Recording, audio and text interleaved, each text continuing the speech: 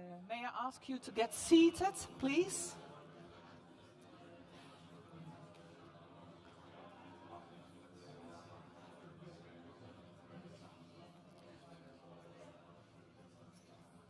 So, it's good to see everybody networking and talking to each other. I see you're all happy to see each other again. Good morning. First of all, I would like to welcome our audience, both in the room and online, because as you might know, this day will be streamed, so we also have people that follow this event online. We have the final event here of the mySMARTLife Smart City Lighthouse project. It will be really nice to hear more about everything that has happened in the Lighthouse cities, but also about the fellow cities, their plans to pick up on the demonstrations and what has been done. I would like to say a specific warm welcome, a particular warm welcome to our special guests. It's Ahmed Müller. He is there was a long title, State Secretary and Plenipotentiary of the Free and Hanseatic City of Hamburg to the Federation, the European Union and for Foreign Affairs. And also a very warm welcome to the special delegation from Nantes that's here. We have representatives from the City Council and a couple of their colleagues, so a very warm welcome to you. We are here together in this very beautiful and impressive Kaisersaal. I just asked someone if it was made this beautiful specifically for the Kaiser. I don't know if he has ever been here, but the people from Hamburg can probably tell us. And in this very, very beautiful Rathaus of Hamburg to celebrate the achievements of the project, as I said before. The Smart City Lighthouse projects are quite special. There are a lot of cities involved. We have more than 40 demonstration cities, the so-called lighthouse cities, and more than 70 fellow cities in total in this community. So it's really nice to see that there are more than 120 cities in Europe that have worked with this integrated approach of energy efficiency, mobility, taking on board the IT aspects, doing this with proper engagement of the citizens and other local stakeholders, and doing this in a really smart and innovative way. The project of mySMARTLife shows many examples of that. I've seen several nice things that have been done in the project, and we will hear more about them today, like for example the next generation electric bus that's in Nantes that can carry more than about 150 passengers, which is huge, of course. The nice zero emission building blocks in Kalamasatan in Helsinki, and also in Hamburg you have the inclusion of hydrogen, which I found very interesting. That you're progressively phasing in the natural gas, feeding in the natural gas network, so you can replace the fossil fuel of natural gas by cleaner hydrogen. So I think it's really impressive. Now you think, who is this lady? My name is Judith Borsboom. I run a small company that's called Locality. It's a company that's specialized in innovation management in the field of climate neutral and smart cities. And I will help to moderate this event together, of course, with the project team and with the project lead that's present also as well. So what can be expected today? Well, we will hear a lot more about the Lighthouse projects, specifically for Nantes and Helsinki, because we have special sessions on them. We also will discuss about the city's transition, and we will also discuss how to transfer this knowledge, etc.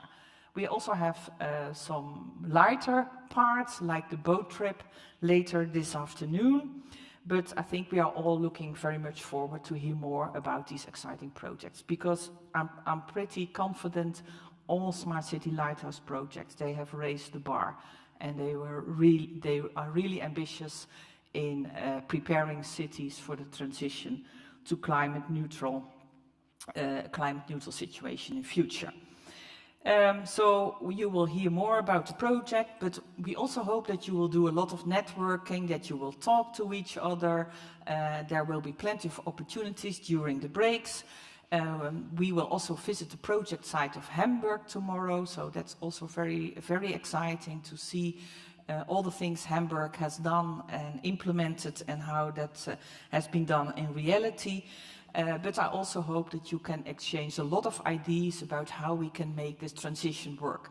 We have all seen the last summers. We all know that climate change is an urgent issue to solve, and the Smart City Lighthouse projects, especially mySMARTLife, has given a lot of examples how we can do it better as a city, with the local stakeholders, with the citizens, together in the innovation ecosystem.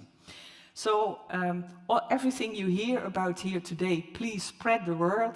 Don't keep it to yourself, but share it through LinkedIn messages, through Twitter, etc. I think we have also a special hashtag for that, if I'm not mistaken. Please spread the word, because there are still loads of work to do. We all know that the current pace of retrofitting, the current pace of using innovative technologies is not enough to get cities in shape for 2030. So then lastly, some house rules and practical things. Please feel free, this is an interactive event, please feel free to ask questions. So we want to have a lot of dialogue, we want to see people talking. It's not only about presenting and hearing, but please interact with each other. So we have microphones, we have opportunity for Q&A, and there will be plenty of opportunity for you to share your opinion, to ask your questions, etc. Do not forget that outside this room there will also be other activities.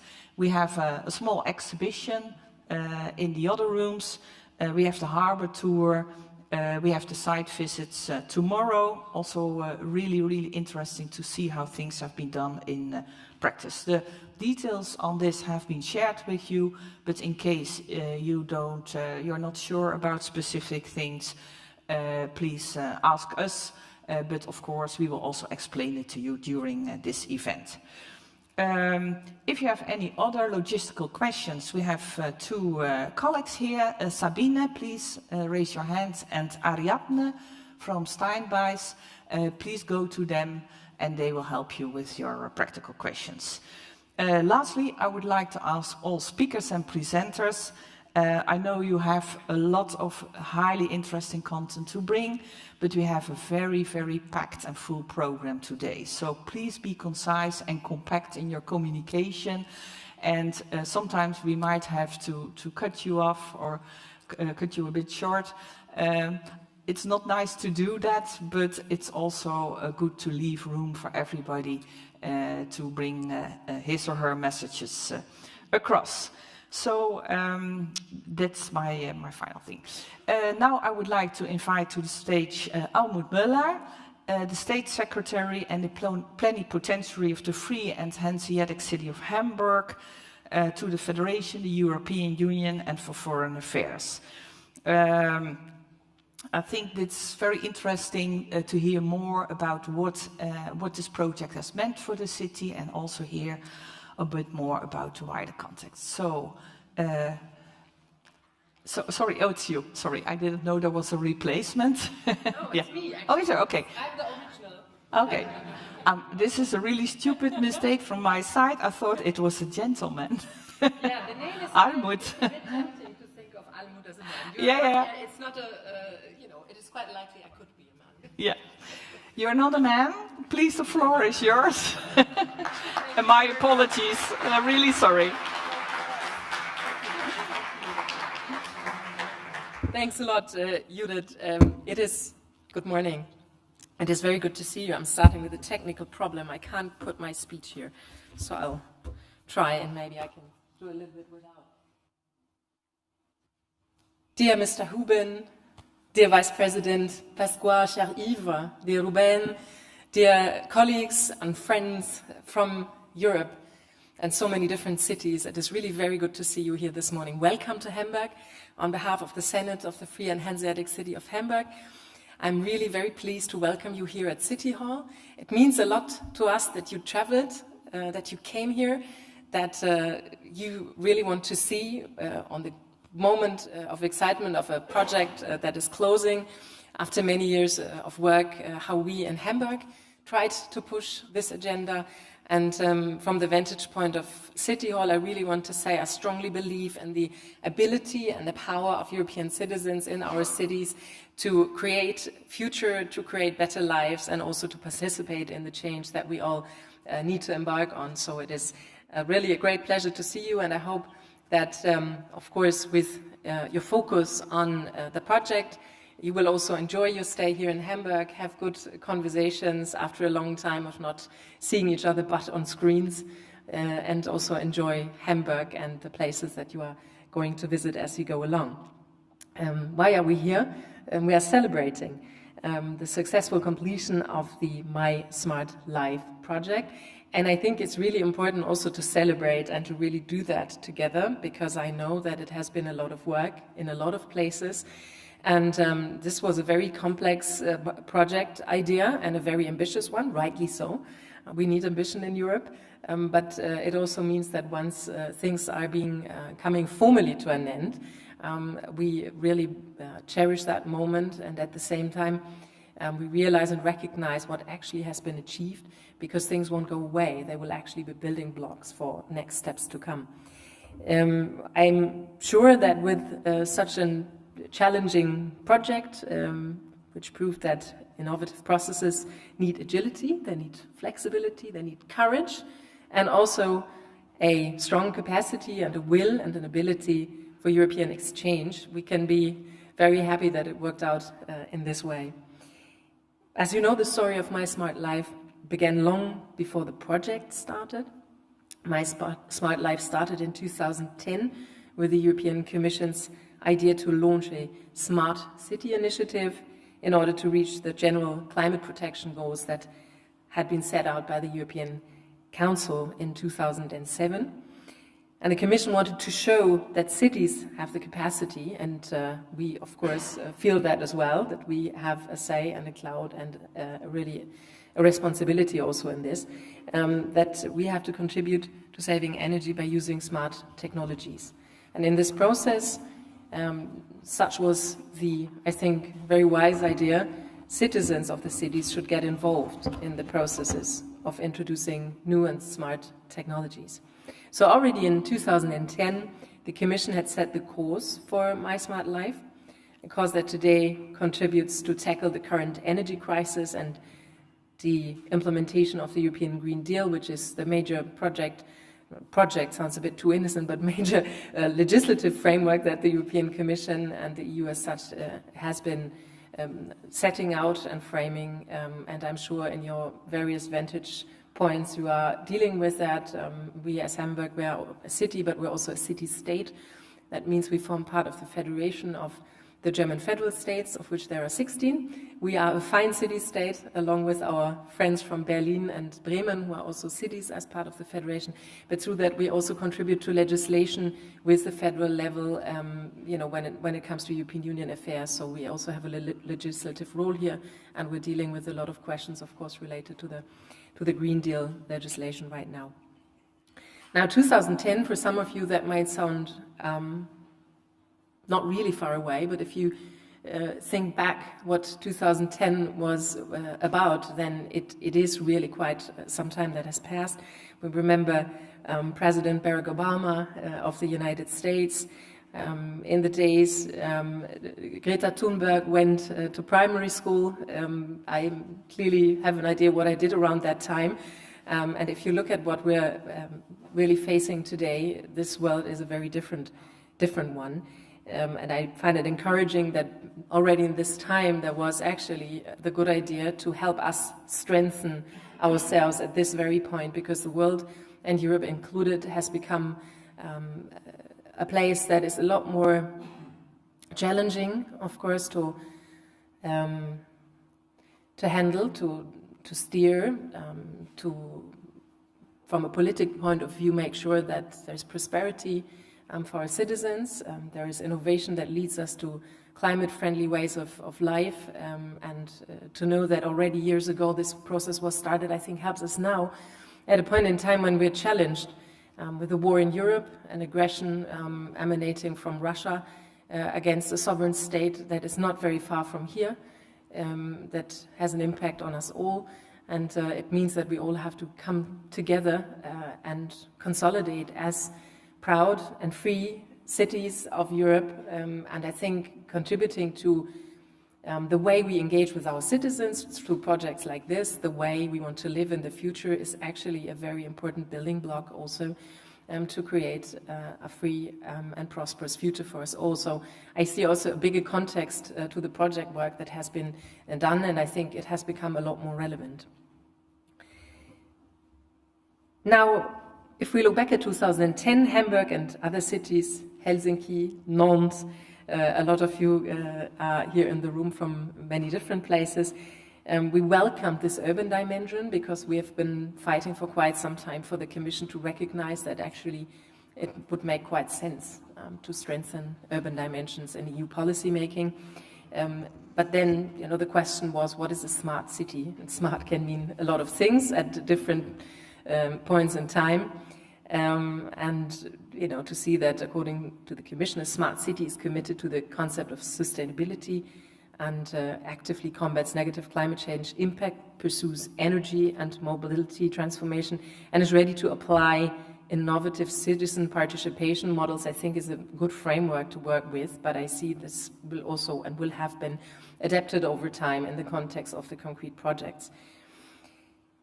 Now, if you look back again at 2010, since then some of the political concepts that were relevant in the days are probably outdated now, but this idea of cities and the energy transitions through smart technologies is very much alive and kicking, and you all approve of that. And so I'm therefore very pleased that 7 years ago the partners in the mySMARTLife consortium successfully applied for the Smart Cities and Communities Lighthouse project call. And I would like to take this opportunity to express my sincere gratitude to the representative of CARTIF and especially to Mr. Ruben Garcia Pajares, who successfully coordinated. Maybe you want to stand up, many people will know you. Yes, that's him.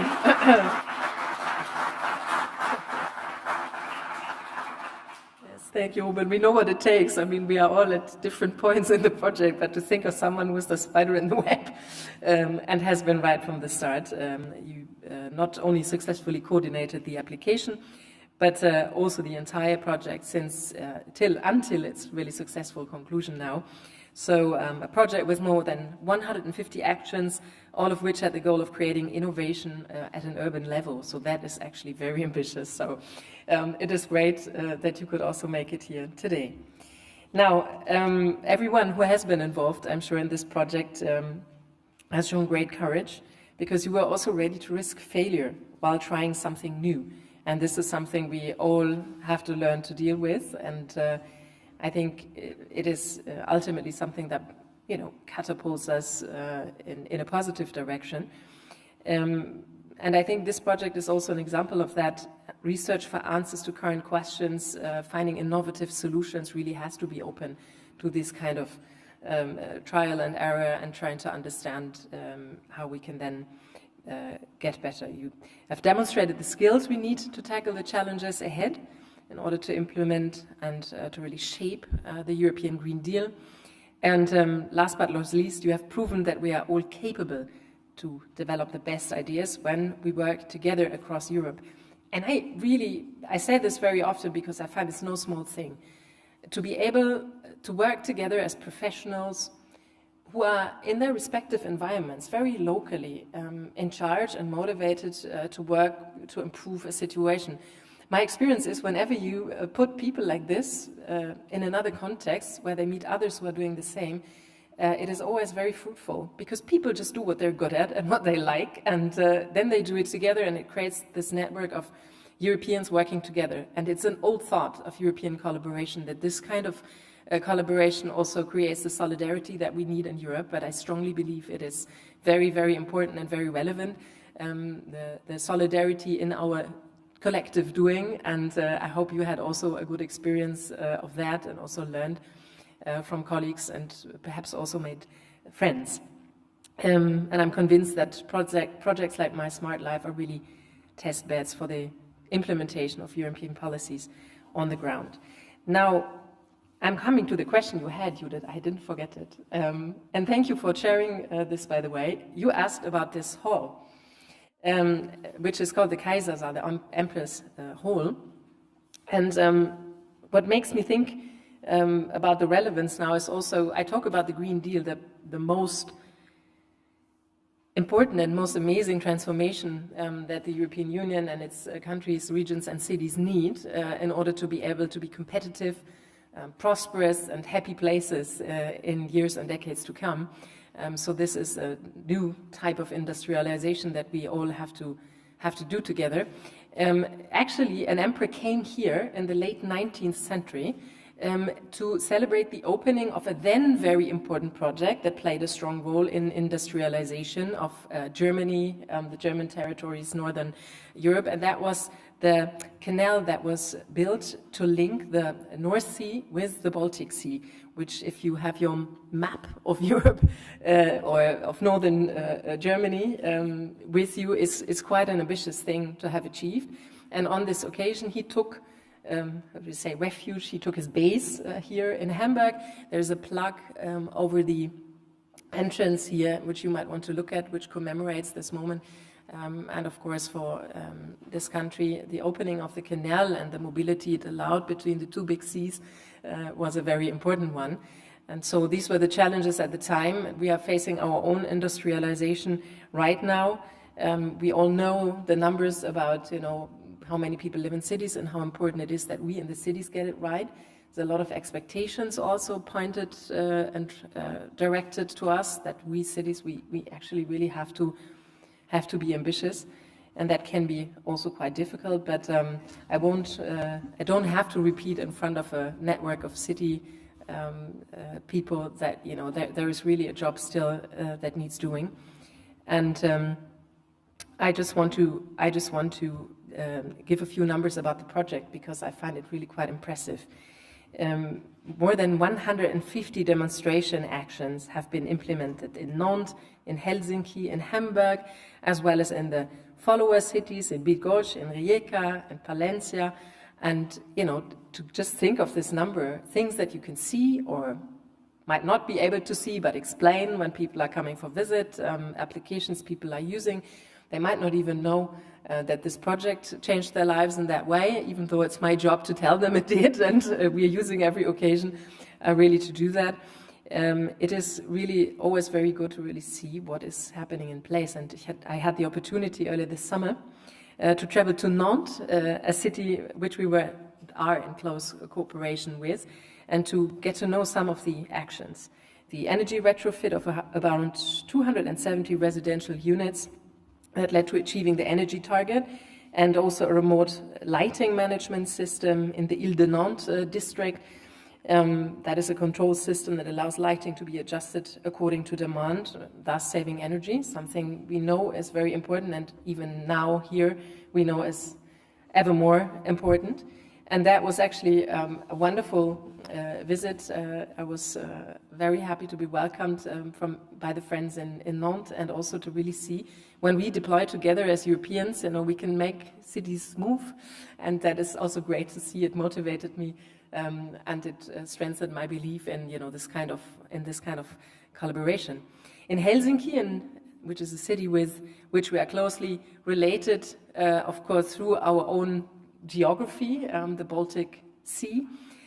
E-mobility has been promoted. For example, all electric buses were purchased during the 2017-2018 pilot phase.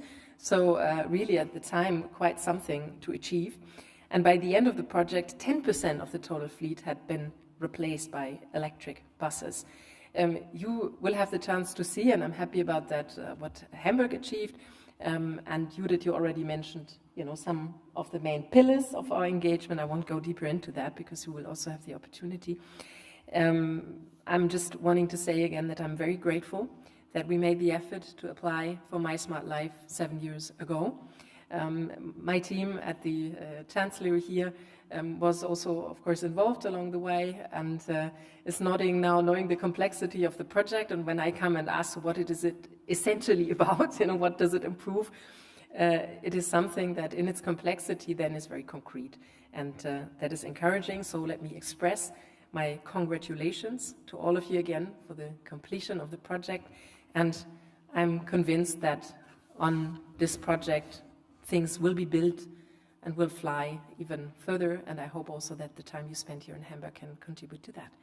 Thank you very much. And I wish us all a very productive morning together. Thank you.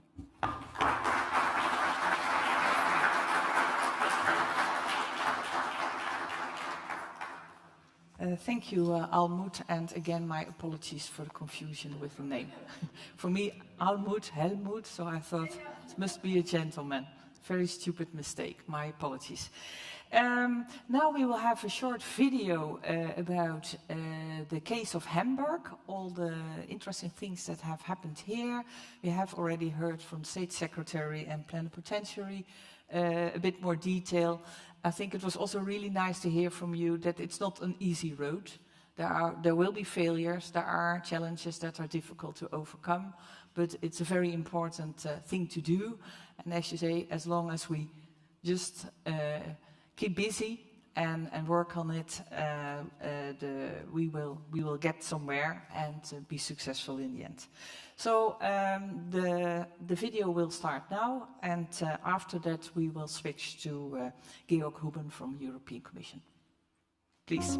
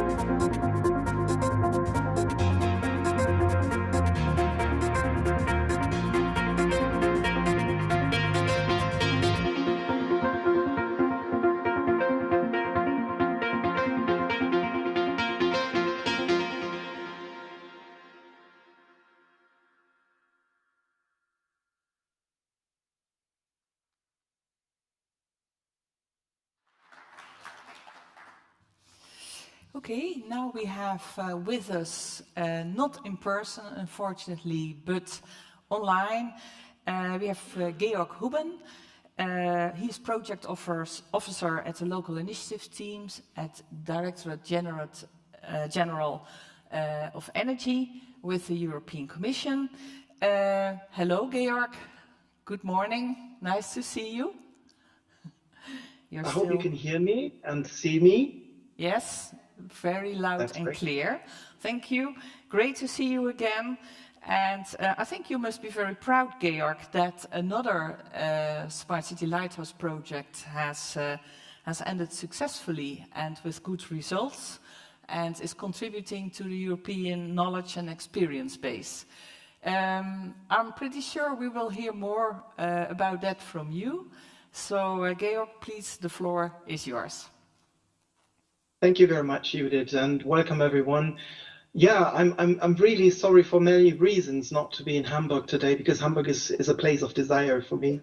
I used to be there very often, and actually I'm a bit sad also not to see this fantastic place really like in reality, where you are now coming together and celebrating the few last days of my smart life.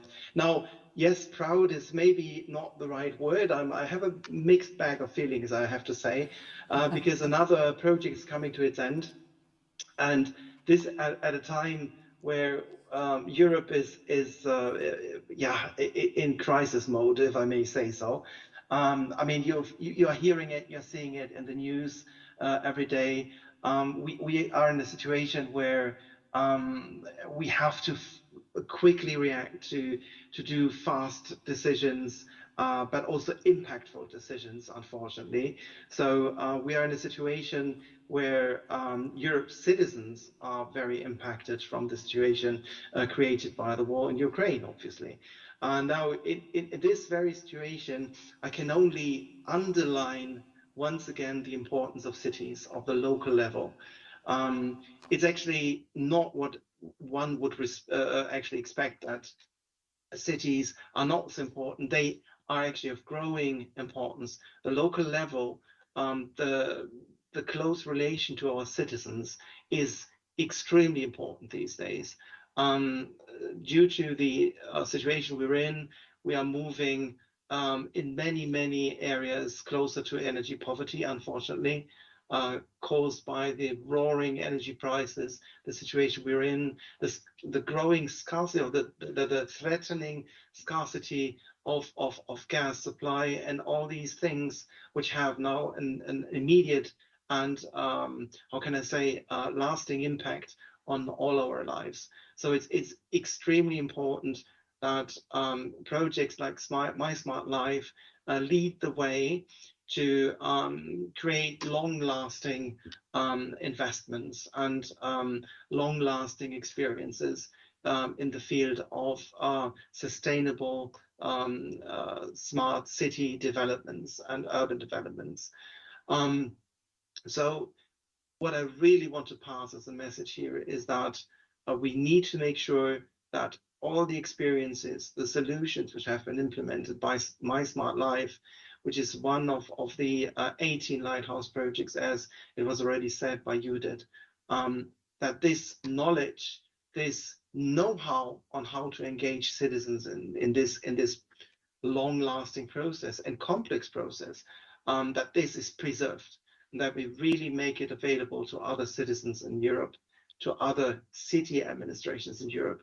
And I'm specifically looking at the small and mid-sized cities in Europe, which are most needy, which are lacking capacity, and are most impacted in such a way by this current crisis that the actual positive idea with the Green Deal is being sort of overlapped by crisis management decisions and daily decisions which have to be taken to mitigate the most negative impact of this current crisis. So what I'm trying to say here is actually that the EU Green Deal is now more relevant than ever. The only thing which changed is actually the implementation mode. We are now in acceleration mode. We need to implement the Green Deal even faster, with even more impact, rather than leaning back and letting it happen with a time horizon of 2050, which is rather comfortable. But I think that we need to do efforts to deliver what we need to deliver quicker, faster, and with all respect to vulnerable and needy consumers and citizens. So in that respect, let me reassure you that cities are still very high on the agenda. Activities in cities at the local level are very high up on the agenda. Also, if I may say, from a somewhat more personal point of view, I've been following this context, as some of you might know, since more than a decade.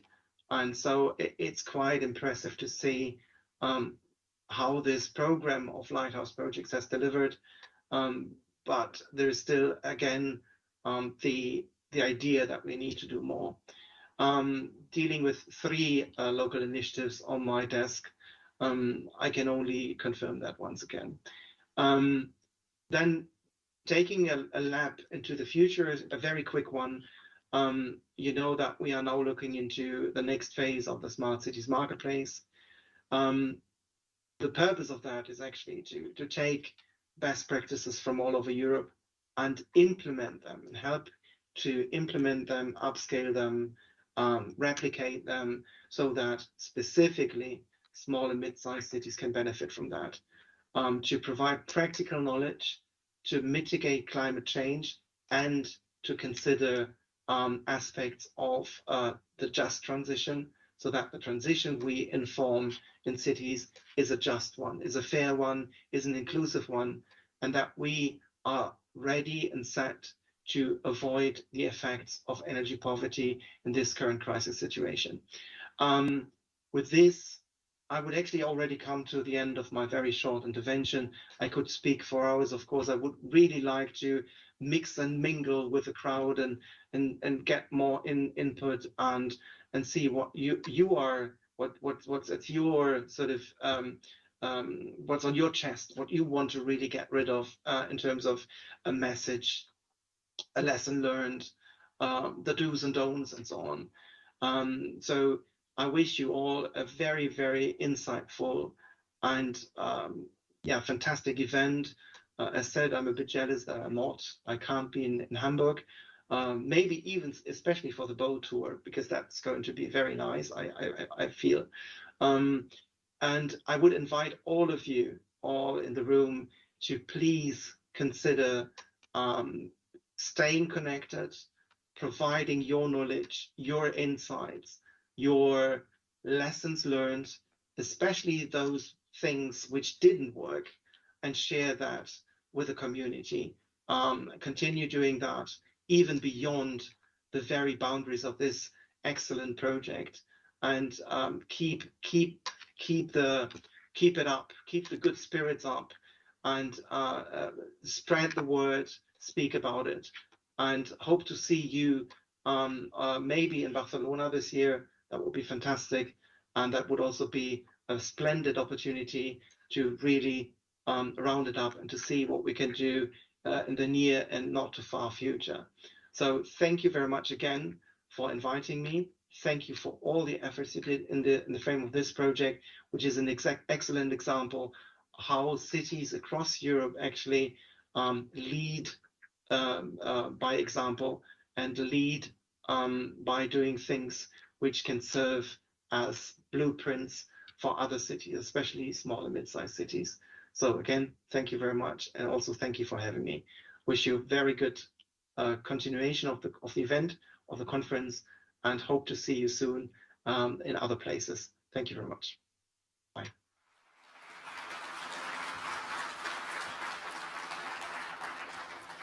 Thank you, Georg, also for putting it in the perspective of the city's mission, the mission on climate neutral and smart cities, and the Smart Cities Marketplace, because of course we hope that everything that has been done in the mySMARTLife project will be used by others, and these networks are very important to that end. Now I would like to invite to the stage Ruben Garcia Payares, head of the Smart City area in the Energy and Regional Planning section in the Energy Division of Cartif. And also very central figure here, because you are the project lead of mySMARTLife. And this must be a very special occasion for you to see all these people you have worked with so closely, and also to know that the project has ended in a very good way with a lot of successful results, and that everybody has learned a lot. Congratulations with that. It must be a big celebration for you today and tomorrow. And I would like to give you the floor, Ruben, to tell us a bit more about the project's background, and also to introduce our keynote speaker in the end. Please go ahead. Thank you. Thank you so much, Judith. Ms. Almut Moller, Mr. Yves Pasco, Mr. George Huben, that is attending remotely, rest of the 10 city delegations representatives, mySMARTLife colleagues and friends, Ladies and gentlemen, welcome to our mySMARTLife final conference. Okay. Well, I still don't believe that I am saying these words now, because it has been a very long adventure. It has been a very long journey of almost 6 years of project execution, more precisely 70 months. But I think that we have been able to deliver very impressive results that are the result of the joint efforts of 27 partners working together from 6 different nationalities.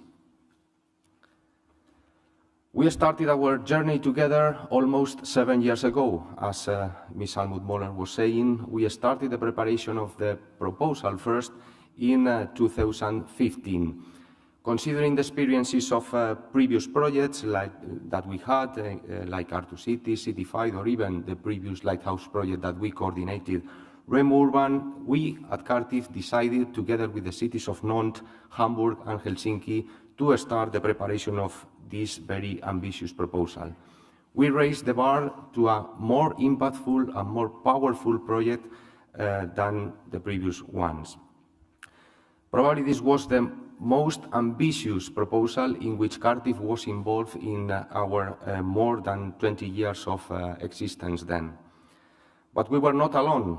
We, of course, counted on with the participation of the local ecosystem, of the local ecosystems in the 3 cities that were organized by the municipalities and our top-level transversal partners that participated with us in that proposal preparation.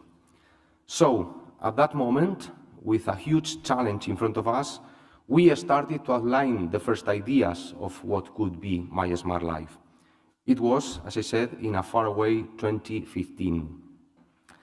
And it was a challenge because of several reasons. The first one, because of the importance of the cities. This was a very big responsibility for us. And also, secondly, because of the importance of the companies that were involved in that proposal. Thirdly, because we didn't have a Spanish Lighthouse City, and this was not the usual case of that type of projects. So, the first thing that we did was to ask ourselves at that moment, how could we try to improve the life of the citizens of Nantes, Hamburg, and Helsinki? And how can we try to help the cities of Palencia, Bisgoch, and Rijeka also to plan their future innovations, the implementation of the future innovations in their cities too? Are we going to be capable of that? Are we going to provide something tangible to the residents, to the policymakers, to the society in general? Now, today, 14th of September 2022, after almost 7 years since then, I think that we are prepared to give an answer to that questions. And that questions can be answered with a clear and resounding yes, we could. I think that mySMARTLife has contributed to improve the quality of life of the citizens of Nantes, Hamburg, and Helsinki directly, and to the citizens of Palencia, Bisgoch, and Rijeka indirectly. And we have done that following our aim to make more sustainable cities, considering 2 main principles that are the smart economy and the smart people principles. These 2 concepts are now a reality in the 6 cities. Smart people means putting the citizens in the center of all cities' decisions, to take their opinion into account for every decision that affects their life. But not only this, it also means to give them the right tools to participate in that activities, promoting ways also to fix talent in the cities, because people need to live and need to work in the cities. And that can only be done through the creation of solid innovation ecosystems in the cities. And it is here where the other concept, the smart economy concept, also emerges. The creation of this innovation ecosystem is essential, of course, for the implementation of these policies in the cities. Based on the policy frameworks, the experiences of past projects, and this incipient concept of innovation hubs was installed in the 3 cities, always under the leadership of the municipalities, but organized around also the companies that made business in the cities. These hubs are places for ideas, discussions, networking, project creation, and should include, of course, the participation of the citizens, for sure, industries, SMEs, entrepreneurs, and also the financial world. And finally, also academia partners. This is what Smart Economy has been for mySMARTLife. These 2 elements are essential means to secure the achievement of the necessary sustainability transition. Nantes, Hamburg, Helsinki, Visgos, Rijeka, and Palencia have applied these concepts as their core elements for their innovative urban transformation strategies definition. These days, mySMARTLife is coming to an end. Believe me that I still don't believe that I am saying these words. And let me turn into a bit more personal now, because I think that we all have a lot of histories that have accompanied us during these 7 years. When I started the preparation of mySMARTLife, I was a recent father of a 1-year-old daughter. Now I'm a father of an 8-year-old daughter and a 5-year-old son. They both have used the notebooks that you have to make their first drawings. So we have a lot of history behind that notebooks that you all have with you. Now it is the moment to give thanks. Of course, the first thing is to thank the six municipalities that have accompanied us during these almost 7 years. Of course, you are the most important players of this project. And of course, we need to give thanks also to the citizens, because without them, this project wouldn't have been possible. All of them together, the municipalities, the companies, and the citizens, have made it possible to trigger more than 200 million euros of investments that are now a reality in mySMARTLife.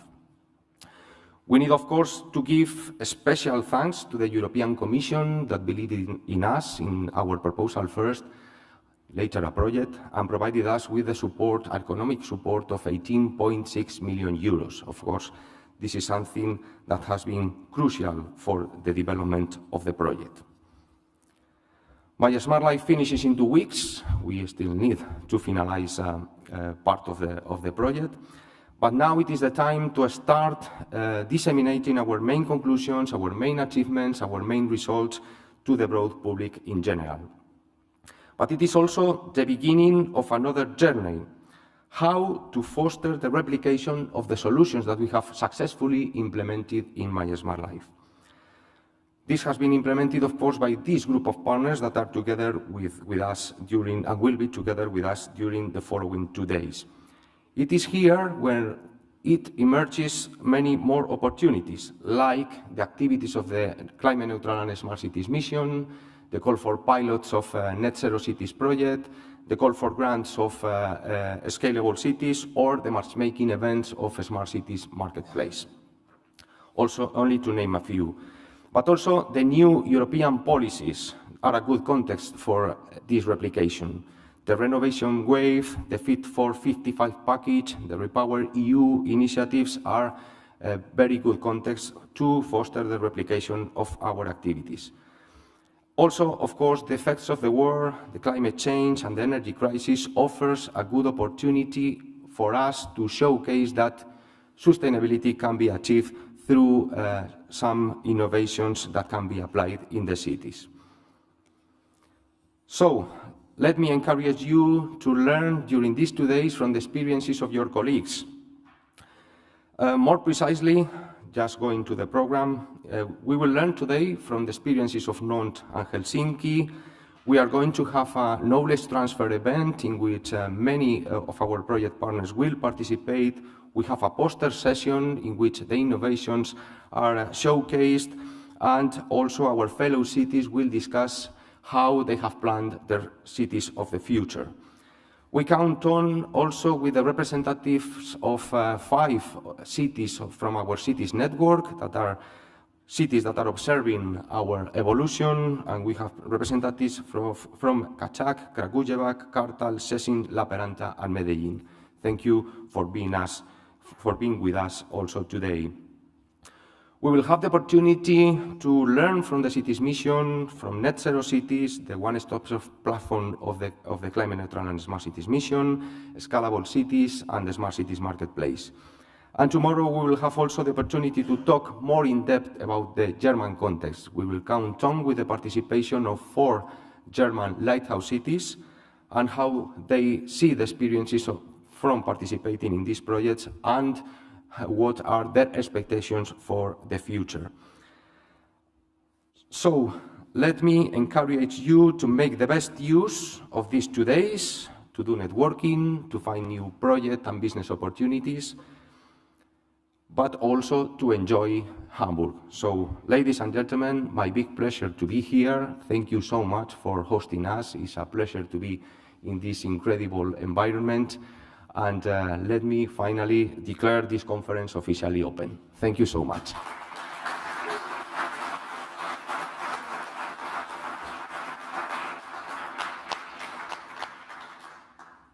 Okay, thank you. Now we need to go with one very, very important part of this conference, that is the keynote speech from Thomas Osdova, that is the Net Zero Cities project coordinator.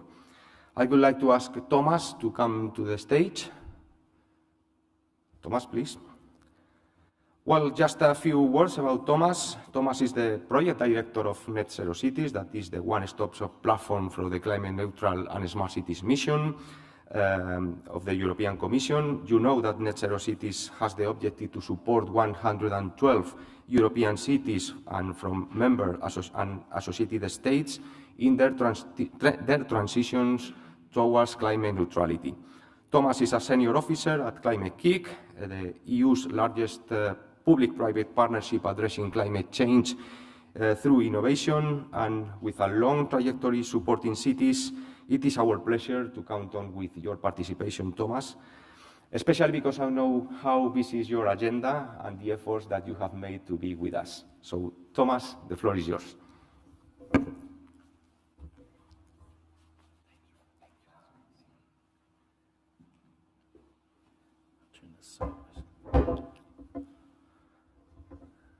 I think I can talk and read sideways at the same time. We'll find out.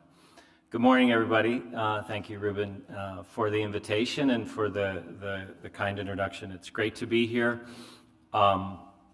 Thanks also to the city of Hamburg for hosting this in this remarkable city hall. My first job was at the City Hall in Minneapolis, Minnesota. Minnesota is where I was born and raised in 1987. So I still have a habit of getting pictures of every city hall and every place I've been, including some of the little villages around Europe. If I'm cycling around, I always stop and get a picture of the little city hall. So it was great to walk over here this morning and discover this one and continue to discover the delights inside. So it's great to be here in this space, and I've been working with cities for a long time, as noted, and it's really exciting to hear more about the work that's been done over the years, and an opportunity like this where a project's reaching the culmination of years of work is especially rewarding. So congratulations to all of you for the terrific work.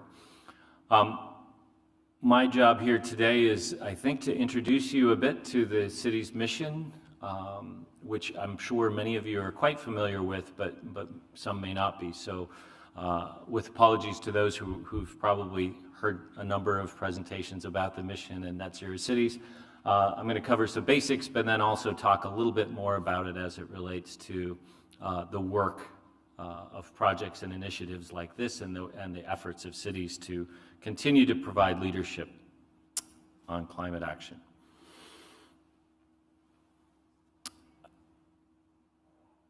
As many of you know, last year the European Commission launched officially as one of 5 missions to establish, identify and support 100 cities to become climate neutral and smart by 2030. That's an incredibly ambitious target to set. I think it's one that sort of lends itself well to the concept of a mission. Many of you, I'm sure, are familiar with, and we don't have to spend a lot of time on. Net Zero Cities is the platform that the EU has selected, which is a consortium of many organizations working together to provide the support that the cities will need, both from a program infrastructure perspective, but also in providing process support, mobilizing experts as appropriate to help cities with the very difficult tasks of trying to achieve climate neutrality by 2030. I'm going to give you a little bit of an overview of that. I'm just going to move this to make my job a little bit easier. When, as I noted, the mission was formally launched last year, the conversation had been going on around Europe for a number of years leading up to that. And when I first came to Climate Kick and came to Europe about 4.5 years ago now, it was still a pretty early conversation, and we asked the question, well, if there were to be a mission for cities around climate, what could we do to try to learn something in advance of that and help shape the direction it's taken? And I think one of the takeaways from that is to start from the knowledge and appreciation of the fact that climate action is not new to cities. And in fact, cities arguably have been the most attentive to climate action needs among any unit of government representing the people. And so there is a collective knowledge, there is a history of experience, and there's an appreciation for just how difficult it is. And it's really important to start from that base, not to bring in a whole new, well, here we are, we're going to do something new now. Because that's not only sort of ignoring the knowledge, the lessons, the experience, the insights that have been developed, it's also quite disrespectful to those who were closest to their citizens, and that's local government.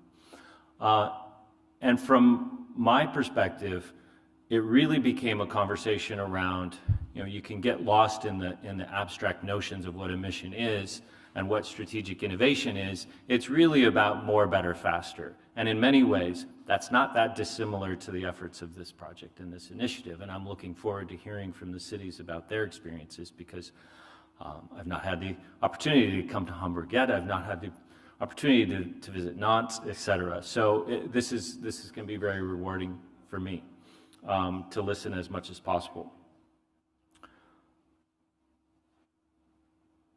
I think the other piece of that is when you look at the sum total of activity amongst cities, this exemplifies what a mission can do to make a difference if it's delivered well, which is to set a very ambitious target and recognize that while we know what we want to do, how we're exactly going to do that is still something we're struggling to figure out. We know it's going to take more resources, more capacity, we're going to have to mobilize capabilities, etc. But we also have to embrace the notion that this is a learning process. And the only way we learn is by trying new things and failing. And that's really hard to say out loud in buildings like this. It's really hard to talk about taking risks, experimenting, and learning from failure. Because that's not the currency of city government, it's not rewarded in city politics, etc. And we all know that, but we also know this is important. So how do we use a mission, something bigger than any individual city or even a small group of cities working together, to create more space for learning, and to do so in a way that takes a little bit of a step away from the immediacy that people working in city government experience day to day, so that we can help learn how to do more, better, faster through experimentation, innovation, and failure. If we don't fail, we're never going to learn what it is we don't yet know how to do. And that's part of our challenge here. I think many of you know, and some of you are part of, the 112 cities 100 EU member state cities and 12 from associated countries, who the Commission selected earlier this year to participate in this mission. But I want to talk now a little bit more specifically about some of the details, our objectives, and what the platform of Net Zero Cities is seeking to develop and provide in terms of support. You can see the objectives here. Net Zero Cities, first and foremost, is meant to bring together everything that exists to help cities into a unified strategic platform, and it's meant to systematically invest in innovation, learning, knowledge development, capacity development amongst the cities who are part of this mission, so that we can learn and help those cities achieve the outcome. The mission itself recognizes that getting 100 or 112 cities to climate neutrality doesn't address the climate issue if we're not also figuring out how to help all cities follow in the path that's created through this mission. So that's also a critical part of what we're up to here. Some of the support that Net Zero Cities provides to the cities who are part of this, one is the platform. Again, I mentioned what its role is. There's both a portal that exists online that's just becoming as close to fully operational as we've been so far, and will continue to evolve based on knowledge and insights and efforts of projects like this, as well as through the use of city advisors to help cities navigate this complex array of resources, programs, initiatives, etc. And one of their new city advisors is here, who joined Climate Kick last month and is going to be a highly visible and critical part of this process. And we know that by itself is not going to be enough, but we also know that's going to start us down the road of this journey that we're on. In addition, we've developed a climate transition map, which is meant to provide a bit of a mental model for cities to engage stakeholders, citizens, some of their colleagues across city government, key partners, etc., around thinking about all the activities that are needed, they need to undertake as part of this. The mission itself has embraced the idea, which was sort of pioneered in Sweden, of climate city contracts as a tool and an instrument to help cities. We've seen that in Spain, cities have already replicated the idea of climate city contracts, and so while still fairly experimental, it is an interesting tool and potentially an instrument to help cities to begin to, one, organize and gain the authority necessary to take collective action, because that's what it's going to take to achieve climate neutrality. Whether it's 2030 or 2050, we're going to have to learn how to take more aggressive collective actions, and also to better organize the resources that exist, not only at the local level, but at the regional, national level as well. We know there are resources out there. We also know those aren't enough, but one of the first steps is to better organize those resources so we can look forward and better engage private capital sources for the work that's ahead of us. As part of these climate city contracts, the Commission has asked the cities to develop new action plans. Climate action plans are nothing new for cities, so this is really taking that to a different place, which is around a higher level of ambition and a more urgent target.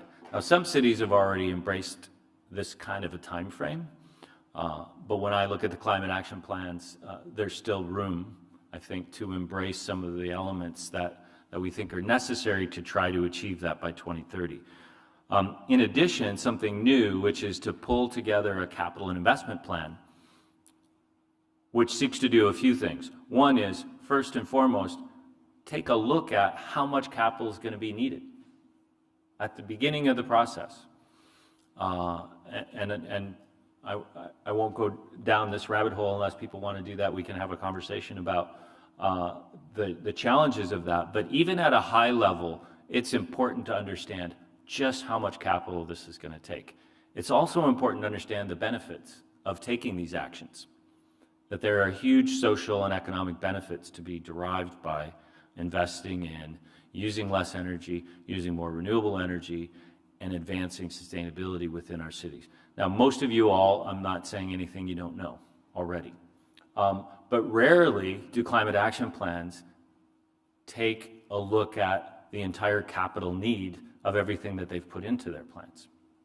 And in fact, that's been identified by many cities as one of the shortcomings. We identify these plans, we have all these actions, but it's still disconnected from budget processes and funding programs. And so we need to pull that all together and have a look at the whole picture at the beginning, because it will take years to mobilize the kind of capital that we need. It's safe to say, rough estimates would say, a city of 100 to 200,000 people is going to need at least €1 billion of capital over the next 8 years, at least. In Madrid, they've estimated something like 10 billion, and I think that's actually quite low for what they're actually going to need. So this is a big undertaking, and we're asking cities to start that process through a structured capital investment planning process that works along with the action plan itself.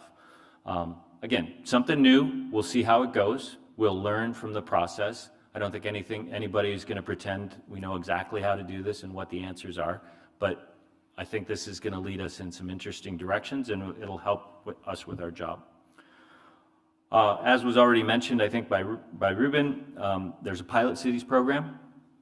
The call just went out last week for the first wave of applications and proposals for this. We have funding in our initial scope for up to 30 cities to receive funding for innovation-focused projects. And first and foremost, these are not meant to be sort of an extension of existing lighthouse projects, demonstrator projects, et cetera. This is meant to really focus more on how a city works. This is a resource not for a city to implement a project, but to learn how to work in a way that can allow you to achieve the mission outcome. So this is really about how we work, not a specific project or a couple of projects that we're looking to experiment with here. One of the things I think we've seen in the last couple of months since this is all kicked off is that cities have expressed, not unlike your experience, a real desire to work together. And so we had, I'll save you the details, we had a lot of exchanges with the European Commission around, we want to make sure cities can come together in this pilot cities program. So we're working on that, we're looking at how that will take shape. The last thing I'll say, well, actually two things. One is there's a twinning program, not unlike what has existed in this project, to help connect more cities to the experiences of any particular city or group of cities working together. The other is this is only the first round. There will be subsequent rounds, and we have every expectation of trying to provide this level of support to all of the cities selected to the mission. That doesn't make it an entitlement, but I think there is a reasonable expectation that as a city that's part of this mission, we're here to help you get to this and through this process. This is just a visual I don't want to spend any time on, to just show you how we've mapped out the various elements of the mission platform, from the contracting, city panels to give us insight and feedback into how we're working, some of the research work that we'll be doing, bringing expertise in, et cetera. So this is just a visual way to convey all this. I'll make sure this is available to everyone. You don't have to scramble to take notes or get pictures. As I'd mentioned, city advisors. So we have city advisors working across all of the cities. We may add more. We may work with individual member states to add specific additional capacity within each country, because we know how important the knowledge is of the national context, the local context, the culture, and being able to operate very well in native language is to doing really difficult work in this process. But we're starting with 12 as an initial starting point. And we will monitor how that's working. But the idea of the advisor isn't to help you do everything. You don't really need that in most cases, but rather to help you with the things that are most challenging, difficult, and where you really would benefit from Net Zero Cities and the platform, helping you as an outside collaborator, whether it's specific expertise, specific capabilities, or connecting to others. The job of the city advisor is really help to do that. And to be that collaborative partner who's going to push you and say, I'm not sure that's aggressive enough for what we're trying to do. Or, this looks like a good idea, but I think we already know how that works. If it's just a matter of scaling that up, that's great, but is that going to get you to the outcome? And do we need to go deeper? Do we need to explore a little bit more on that? So that's the role of the city advisors through this process. I mentioned earlier the climate transition map. There's a much more detailed version of this, and in the portal, it's going to be an interactive tool where you're going to be able to click on each of these elements and go deeper into the process. But this is meant to just be a mental model to help you and your colleagues and your stakeholders work through how are we going to get through this process. Some of this is quite prescriptive, and it's important for us to make it relatively easy for you to go through those prescriptive steps. They're challenging enough, so we need to not make it more challenging by not being clear about how it's going to work.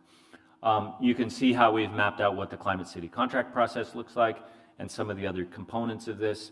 And again, this is meant to be a tool to help you map out the process of getting to 2030 and embracing the spirit of the mission around co-creating, testing, doing strategic innovation, and learning throughout the process. Just a brief slide on Climate City contracts, and I'll move quite quickly because I want to get not only through these, but talk about a few other things that cities have already told us, and then hopefully maybe have a little bit of time for questions. The Climate City contract has three components: the commitments that the city and its key stakeholders are making to work together. This is not a legal contract, but a political contract amongst parties who are going to sign. So you'll be able to look at examples that have been developed, and we have templates to drive that process and support you in that effort. We're hoping it's a vehicle to bring deeper and more formal support from regional and national government to align with what a city needs to do.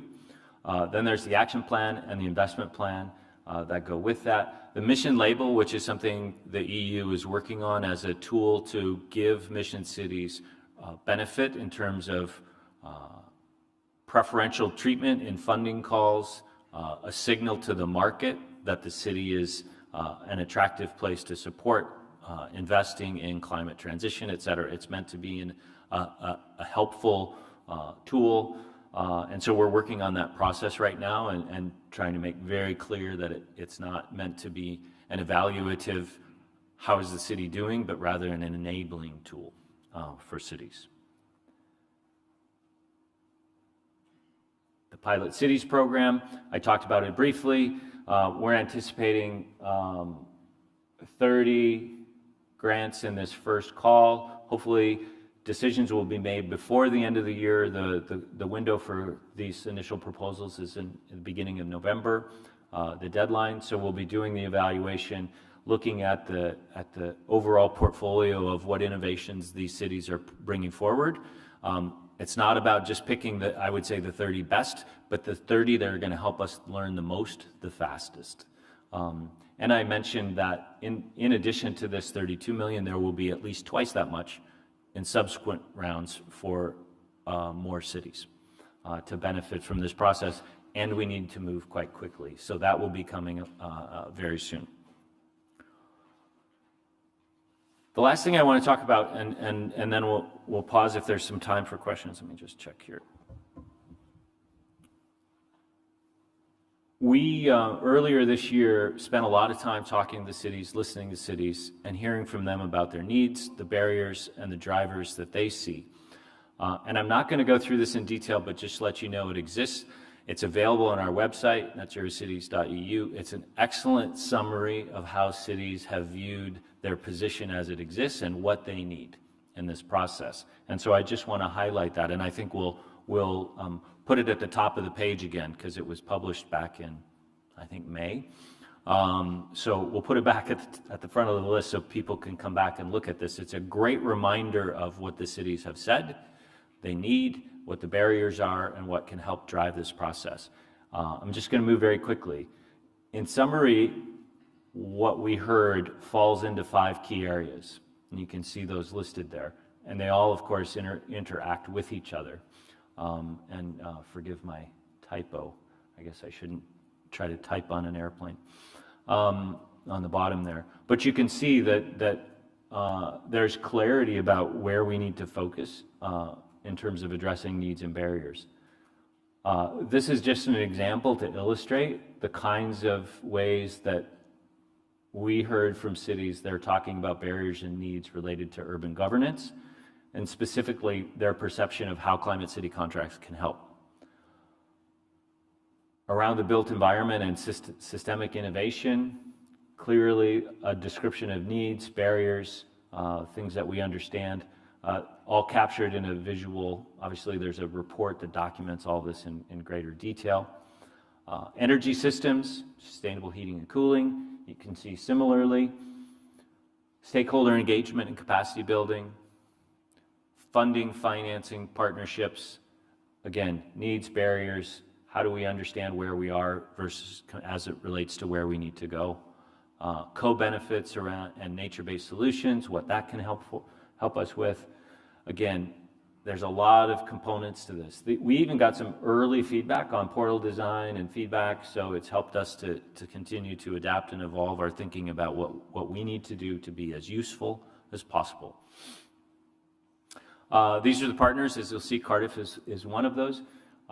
33 different organizations across Europe. I think we have physical presence in 12 of the member states, and we're looking to expand that in the future so that we can provide a geographic presence as well as a programmatic presence, if you will, in the process. And then last, there's a lot of ways to get in touch. Stay current with us as this process unfolds, and for some of the cities, we'll be getting to know each other very well in the coming weeks and months and years as we start this process. So I look forward to meeting you all. If I haven't met you already, I look forward to hearing about the work that you've undertaken over the last several years. Congratulations once again for that work and connecting that into the work that's to come with the mission. So thanks again, and look forward to the rest of the conference.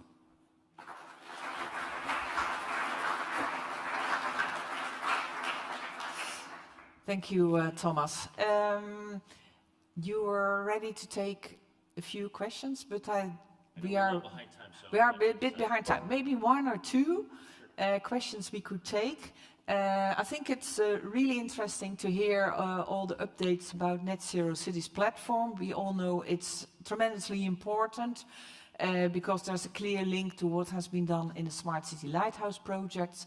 It will also offer a lot of new opportunities, both for the Lighthouse projects, the fellow cities, and of course, their partners in the local innovation ecosystem. So if there are questions, please go ahead.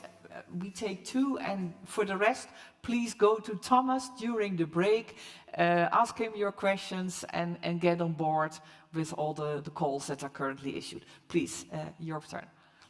Go ahead. Jörg Knieling from Hafen City University here in Hamburg. Thanks, Thomas. A very impressive platform you have installed. To get it dynamic in the future, will the platform be open for new cities? Will there be new calls for cities, like, for example, Hamburg didn't join up to now?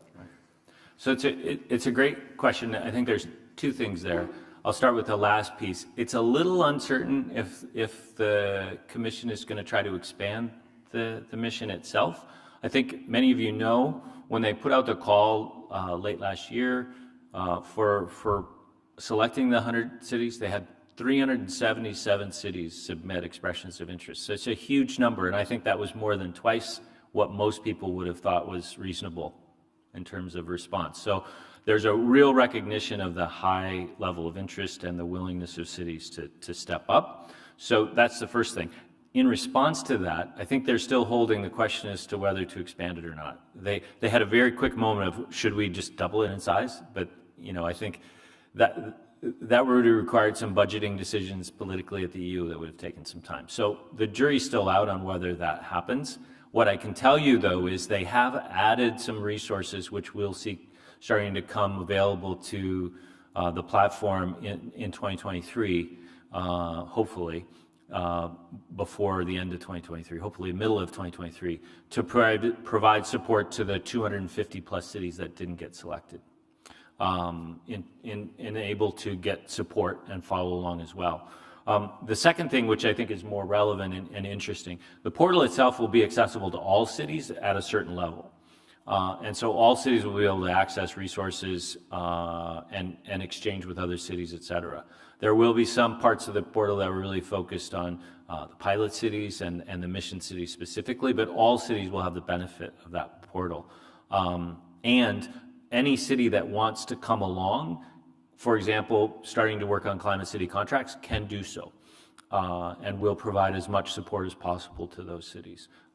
You know, we all are used to working in a resource-constrained environment, so we'll do our best. But what we are seeing also in that regard is many member states are now recognizing that, you know, twice as many cities wanted to participate in the mission as were selected, and so they're trying to figure out how to help all of those cities work together, not just those that are selected. So I anticipate we'll see some of that happen as well. Okay. Last question there. Yeah, please, go ahead.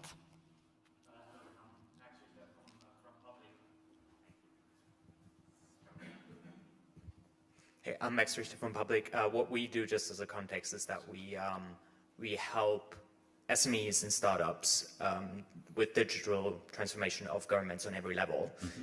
And behind the background, I was wondering if in this platform that you've mentioned, that is a great initiative, there's any space, or you've planned any space to showcase some use cases that especially smaller innovators implement with governments, because what we say like every day is that they do great things, especially in the smart city context, but they don't get the visibility. Sure. And therefore, you know, they're not able to scale. They're not, right. You know, procurement law also then comes in and like, right. You know, prevents them from bringing their solutions to other cities. Right. Great question. You know, and clearly the continued process around increased digitalization, advancing smart initiatives and smart ways of working is going to be critical to this process.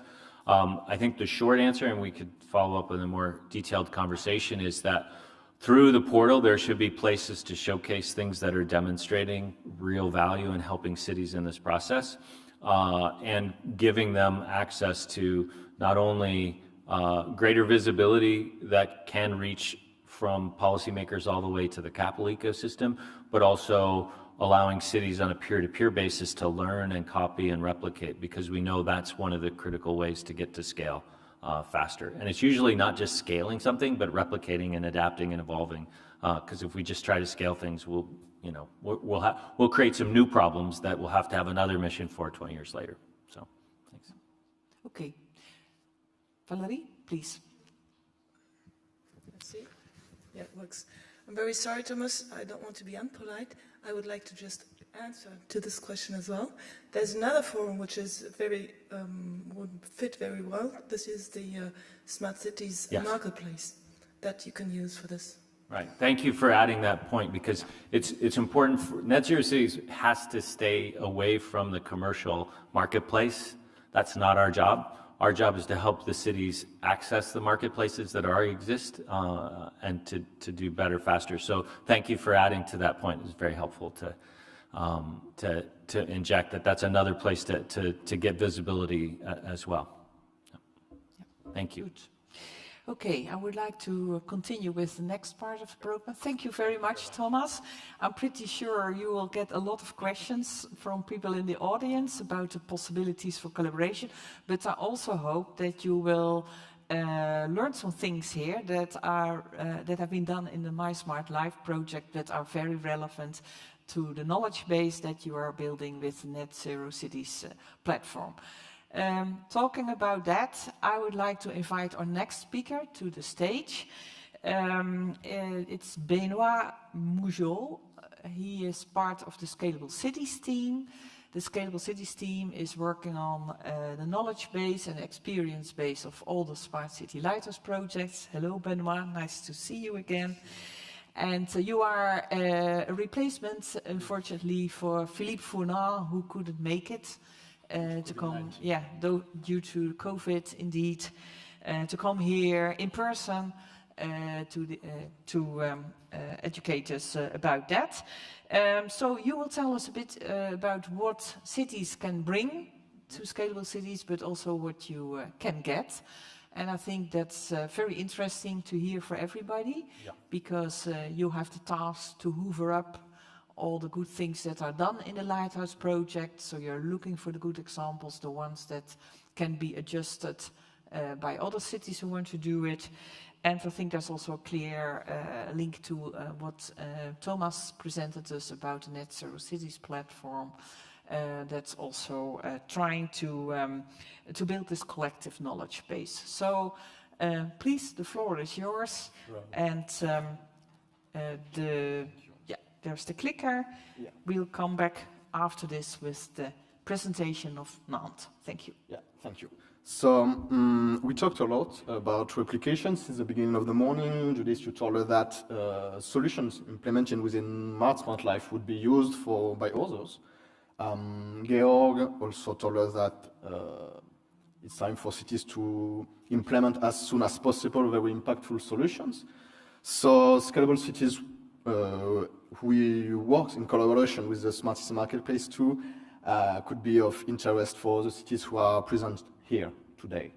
So it's a joint city-led initiative of the European Commission and Smart Cities experts, whose goal is to support the great family of Lighthouse projects, so mySMARTLife being an important member of this family. By supporting them, we mean connecting the relevant stakeholders to create a very strong community of projects and cities who will be able then to replicate the solution and to have an overall bigger impact at the European level. So how does it work? So here is the plan, or let's say, so that we understand the ecosystem. So in blue, we have on the top left corner, of course, the European Commission, who already funded the Lighthouse projects, more than 400 million euros invested for this. And obviously, the European Commission has an expectation on the replication on projects used as a strong base for having bigger impacts at the European level. So this can be achieved by developing the knowledge transfer between the projects, between the cities, upscaling and replicating the best solutions. And last, so it's what we are doing here today, is increasing the outreach of projects, such thanks to final events like this one. And on the bottom in pink, we have the projects. Of course, they are represented by the coordinators, which form the board of coordinators. I believe, Ruben, you were one of the chair a few months ago. They are represented by the coordinators and by other stakeholders that are taking part in task groups. And so to achieve the objectives and expectations from the European Commission, the cities and projects have some challenges to face, such as access to finance or need expertise. So the idea is first to have governance that enables an outcome-driven collaboration between the projects and the European Commission. And second is to provide a portfolio of services for the cities so that they can achieve the three main objectives. So the portfolio of services on the right of the screen, I won't have time to detail all of them, unfortunately. So I will just come back on them after. Regarding the community of the cities, so there are 120, including, of course, Helsinki, Hamburg, Nantes, Palencia, and I won't pronounce the two other Croatian and Polish cities because I'm really afraid of mispronouncing the name. So more than 500 solutions have already been demonstrated and implemented by these cities. So these cities are part of 18 projects, including mySMARTLife. So there are projects that are ending now. There are projects that are still ongoing, and there are mySMARTLife, who is nearly ended, unfortunately.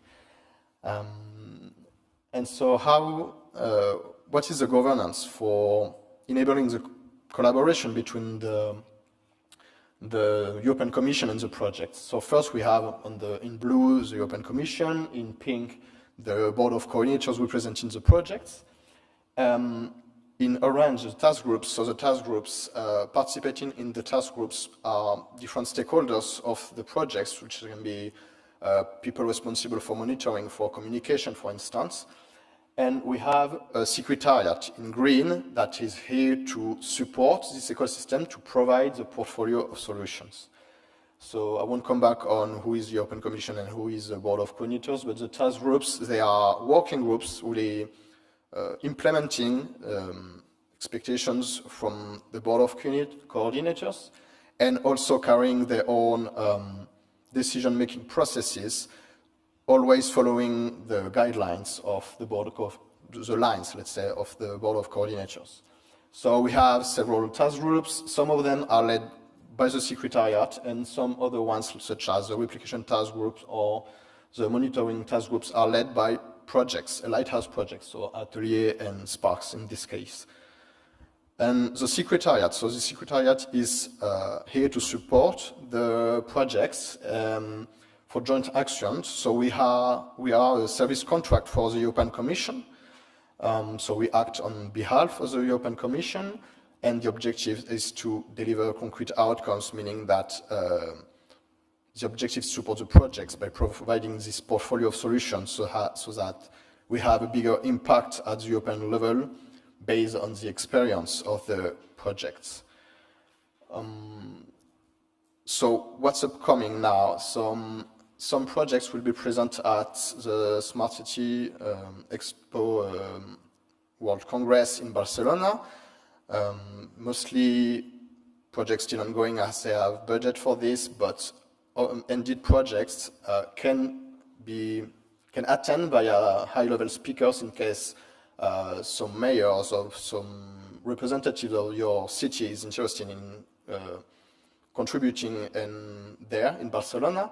So Scalable Cities is initiative leading the organization of this. So there will be a big Smart Cities European booth with 29 initiatives and the European Commission, of course. So we are for the moment leading this. We are also preparing jointly with the projects the state of the European Smart Cities, being kind of a repository where you can access very easily the best solutions of the projects, the best practices. And of course, that will include scientific papers. Judith, is one of the main authors of one of them. And regarding two other important services, so there is the action grant. So the first call was launched and is closed now, so the application process is ongoing. A new call will be launched in the next months. What is important here to consider is that they are eligible to the action grant, ongoing but also ended projects. So that means cities here, even though mySMARTLife is going to end soon, can receive fund, can apply for if they want to finance, for example, a project or a specific action. The next is the same thing for the peer-to-peer, so P2P is peer-to-peer program. We'll detail this on the next slide. And just to save the date for the next joint final event, it will be in March 2023. It should be in Valencia, in Spain. And that would be under the lead of two projects, Making Cities and Matchup. So I'm just coming back on one of the service, being the peer-to-peer learning program. It has just been launched beginning of September. So that means that you can still apply for this. There are three types of services. First is experts reviews, mean that we can provide experts in case the city has any strategic documents to review, for example. There is the expert missions that would be includes an on-site visits in case of the city needs some expertise for implementing very specific and identified projects. And last is the site visits, meaning that a city can host another city so that they can learn from one to another. So this line is not from me, but I kept it because I liked it. Unfortunately, I haven't had time to detail everything, so please send me an email or send an email to the ones that is written here. I suppose you will have then the slides. And also every detail of the different services are on the website. last thing I would like to conclude on this is that Scalable Cities are a community with different stakeholders. It can live and exist and work only if projects stay active. So I hope, Ruben, we will still see you during the board of coordinators. I hope the other cities of mySMARTLife, even the project is going to end soon, will apply to the different services, maybe will participate and join the task groups. Anyway, if you need further information or details, please send me an email or send an email to Scalable Cities, and we will answer for sure. And yeah, the important thing here is to remember that this can work only if the projects stay very active here. Thank you.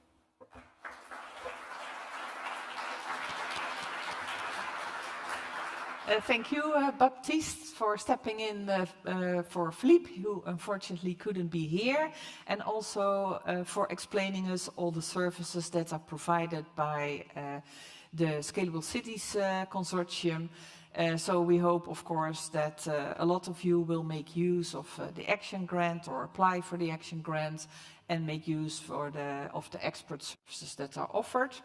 In that respect, maybe good to mention that, especially for the companies, it's also interesting to work with Smart Cities Marketplace.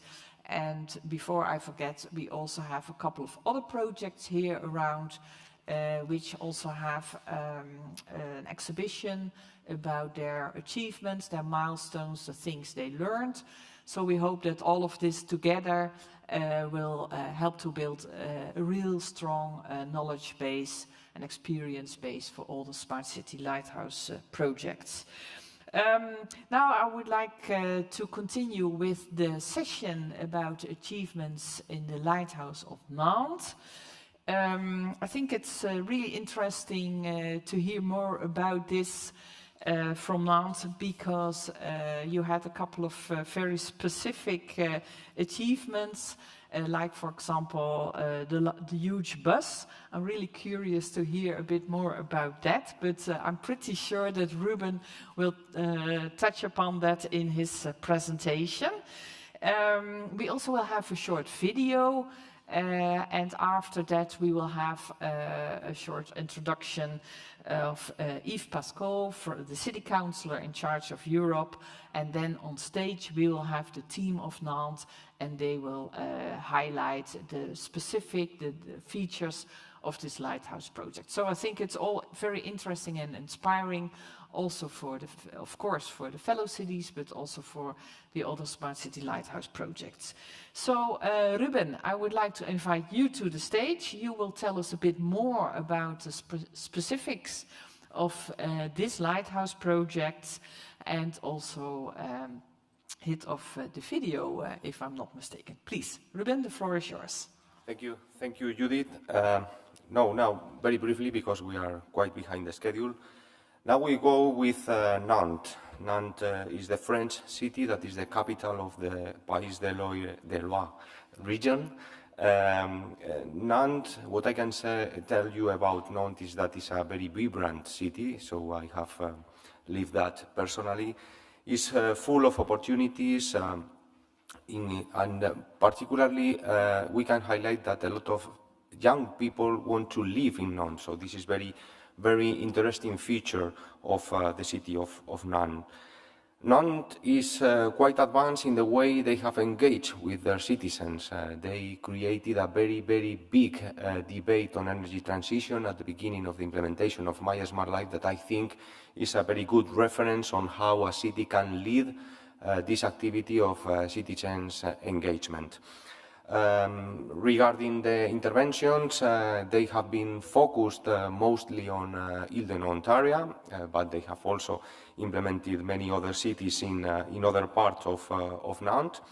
And as Judith said, we are now going to watch a small video of introduction of these implementations in Nantes, and then we will pass the floor to the Nantes team, to Yves Pascal, to Benoit Couvelier, to Damien, and to Miriam, and to Daniel as well, that will talk more about the specific developments in Nantes.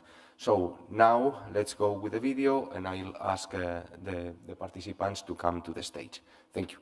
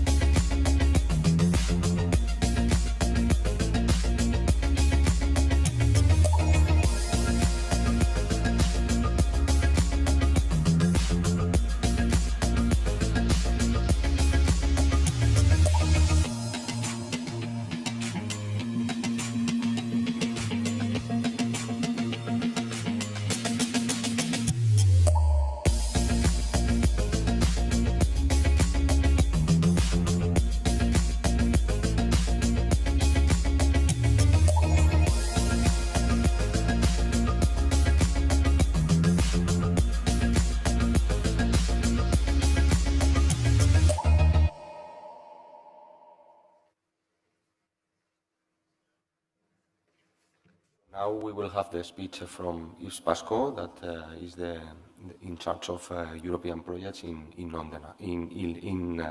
Nantes Metropole. Right. Thank you very much, meine Damen und Herren, liebe Chair, dear Ruben. Quite impressive video. Well, it's a pleasure for me and an honor to represent Nantes Metropole at this conference in my position as Vice President for European Affairs. I really want to warmly thank our guests for organizing this final conference in such an impressive setting, I would say. As has been said before, this project has been a long, ambitious, sometimes complex, but I would say collaborative project. Lots of ideas, lots of tries, some fails, if I may say, or not say, but also some very strong solutions at the end of the day. So, but above all, I would like to underline that this project has not only been a project dealt to reinforce the links and cooperation between our cities. This project does not only improve our common knowledge regarding solutions to apply. This project does not only enhance our technological capacities to adapt to an ever-changing and rapidly fast-changing world.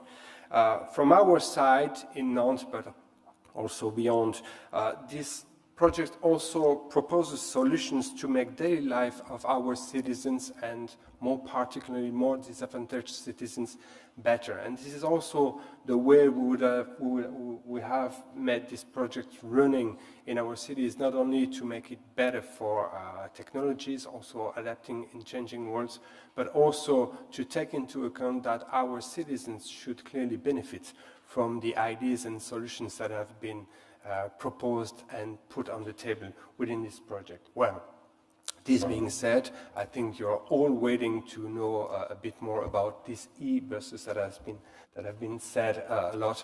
But there has been a lot of projects in our cities, and I would like also to warmly thank our guys here on the panel for the impressive work they've been able to do within this project. So thanks a lot, and now I give the floor to them.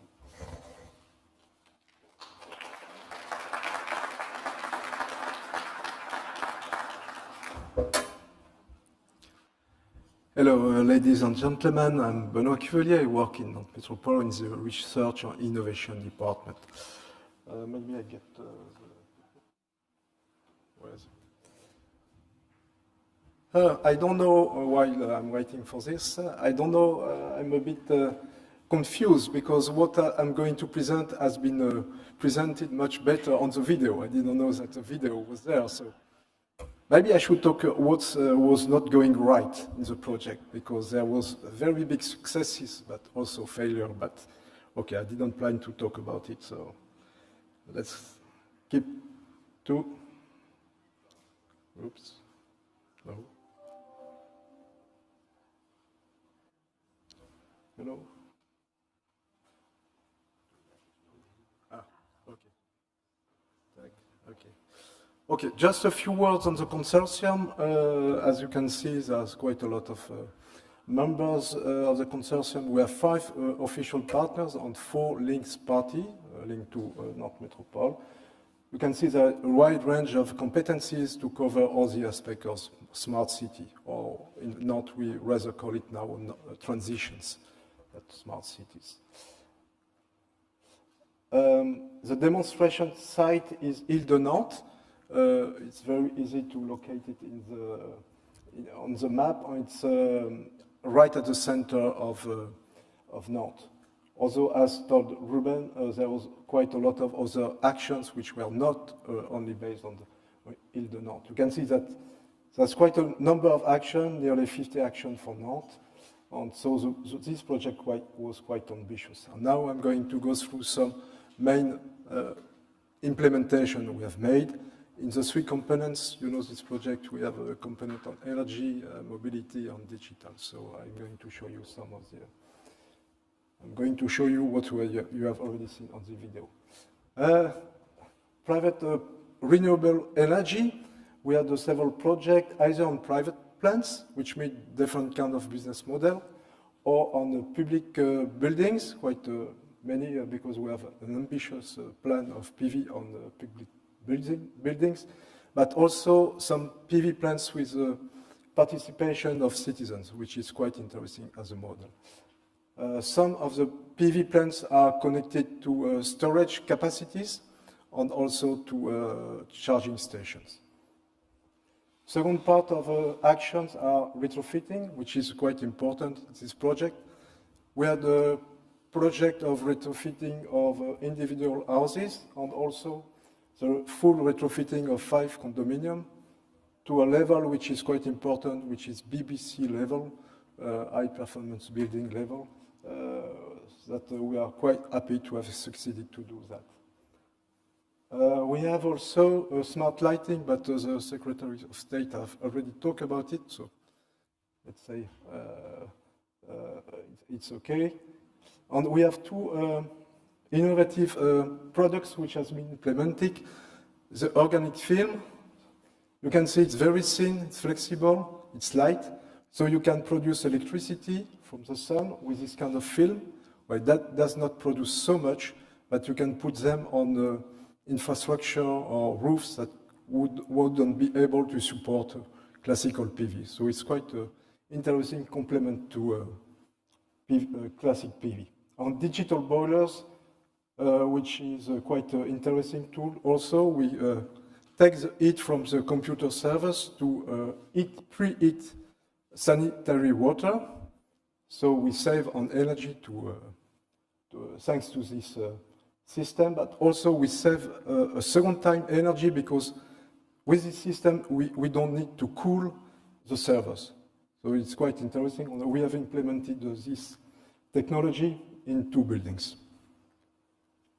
Mobility, the bus, my colleague is going to speak about it, so I won't say only one thing, it's unique in Europe. We work on a smart urban logistic. We make a call. We had quite a lot of response. We selected 12 projects, and we try to implement this urban logistic project. Autonomous shuttle, quite interesting implementation because it was implemented in real traffic with all the difficulties that means. Roundabout, you have to manage this. Pedestrian crossing, you never know when somebody is going to cross, so the technology has to be able to manage this. and also traffic lights. So it was really in real traffic, and it was a very interesting implementation. EV charging, we have developed quite many EV charging stations in parking lots with all the usual system of connected charging station connected to a supervision platform, which is also connected to our urban data platform, but you have a presentation of what is our urban data platform. Digital, we developed Energy Data Lab, which is in fact a data lab which collects data of electricity from 300 meters in the city, either public buildings or public lighting. And with this data, companies were able to develop some use cases. So that was on then. It has been mainstreamed by our partner Enedis at national level. And as time is flying, maybe I talk about Projet Rénov, because it's about retrofitting, which is at the heart of this project. We have developed a tool which helps citizens to find support, financial or technical, to facilitate the renovation of their houses or lodging.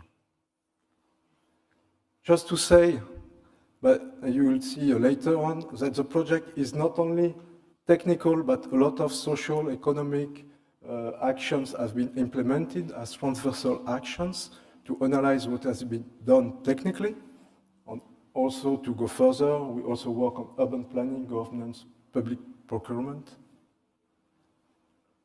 And last but not least, it was really an interactive project with many collaboration.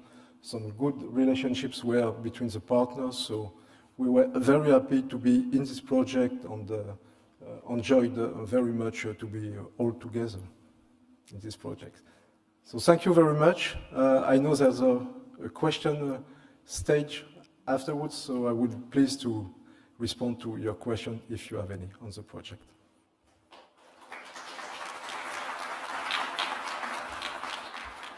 Thank you, Benoit.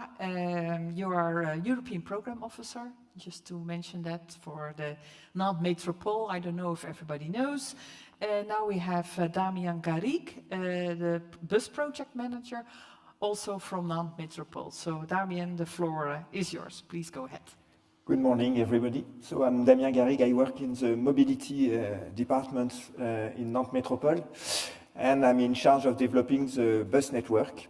And for mySMARTLife, I worked on the e-busway, the transformation of a BRT line into an electric BRT line. So a few figures of this line. It's a 7-kilometer long line with 15 stations. And on this line were operated CNG articulated buses. And we had problem of capacity, and we wanted to extend the capacity to answer the demand on the line. So we tried to find a bigger bus, and with this question of a bigger bus, we thought about which energy to propulse the vehicle. And with a little benchmark, we decided to implement an electric busway, a 24-meter bus, B-articulated. And the solution to give the bus the energy was to use opportunity charging. So along the line, we have 4 stations equipped with very fast charging station. So the main objectives of the project was to increase the capacity. So from 18-meter vehicle to a 24-meter vehicles, we have the capacity of 35% more passengers inside the bus. That means 150 passengers per vehicle. Another goal was to go towards energy transition and the choice to make an electrical vehicle. And one very strong goal of our project was to avoid to have external impact on operation. It's a very heavy line transporting nearly 45,000 passengers per day, and we cannot have time for charging the bus at terminal. We have to use the time during the bus stops. So that was a very strong goal when we make our call for tender to push the suppliers to give us an answer with very efficient charging system to avoid impact on operations. The results are good, quite very good now. We had problem at the beginning, but as it is always for a new project, you can see the availability of the bus at the beginning. So it was quite, and the failure rate, which was quite high at the beginning. During 3, 4, 5, 6 months, it was a little bit difficult. But now the reliability is very good, and we have no more problem, except normal problems on the bus network, but no specific problems on this line. The energy consumption, I will come to it later, but it's quite good. The maintenance was strong at the beginning, and it is becoming lower now. And what is very important is the robustness integrated mode. This line is going to the city center, where sometimes there are strikes or something like that, and you cannot reach the terminal where the bus usually charge its battery. And with the opportunity charging along the line, we can operate the lane even in degraded mode. And something for people living around, we have a bigger comfort for passengers, and for people living around, the noise is quite low, and this is a good amelioration to the problem, to the system. And the last but not least, this project was also a way to promote art in the city. We have 22 different buses, and each one was with a different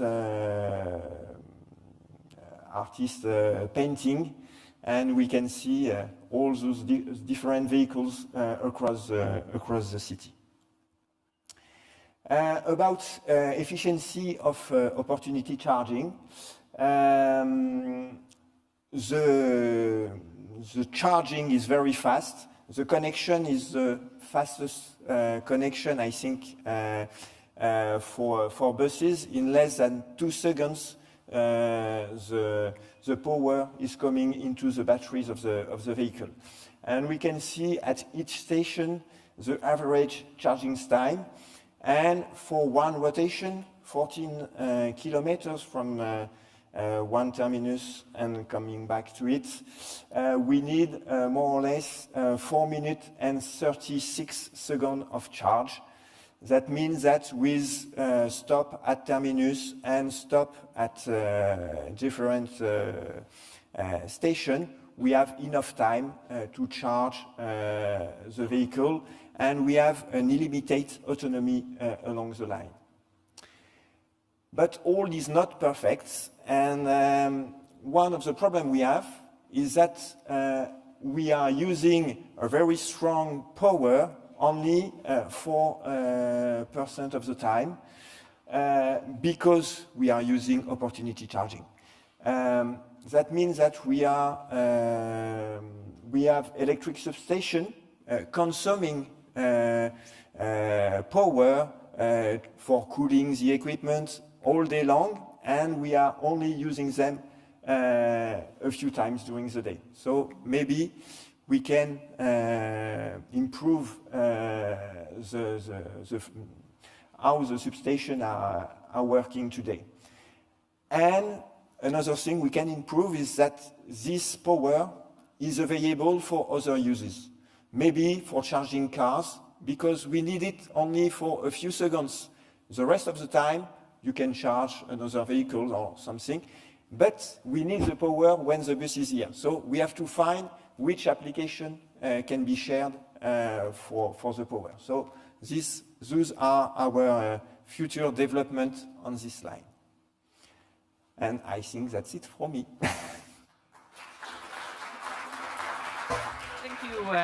Thank you, Daniel, for explaining about the bus. I know I talked about the bus already a couple of times, but they also look so nice because you engage the artists. So I'm pretty sure there will be some questions about this later during the Q&A. And now I would like to invite Miriam to the stage.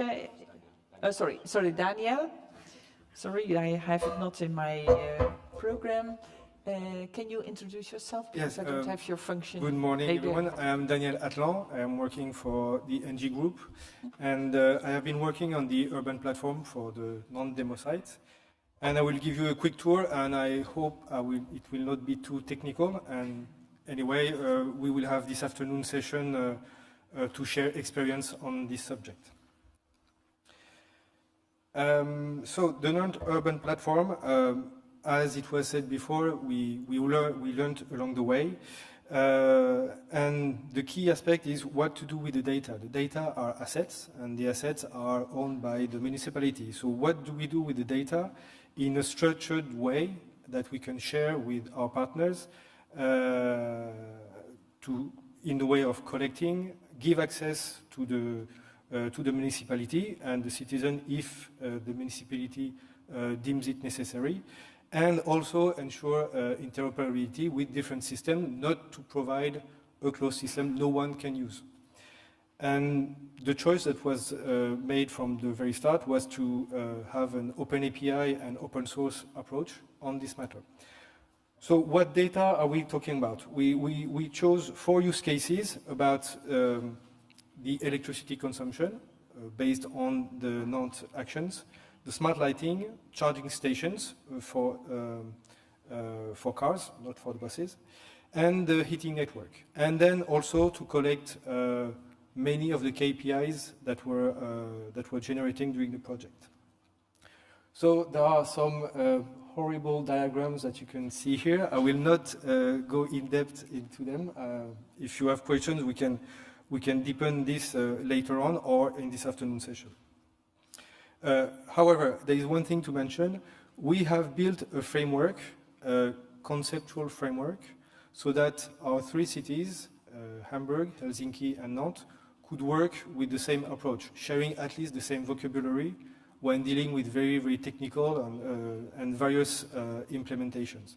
So this is the diagram in green that sets the notions and concepts on which we have built and implemented our respective urban platforms.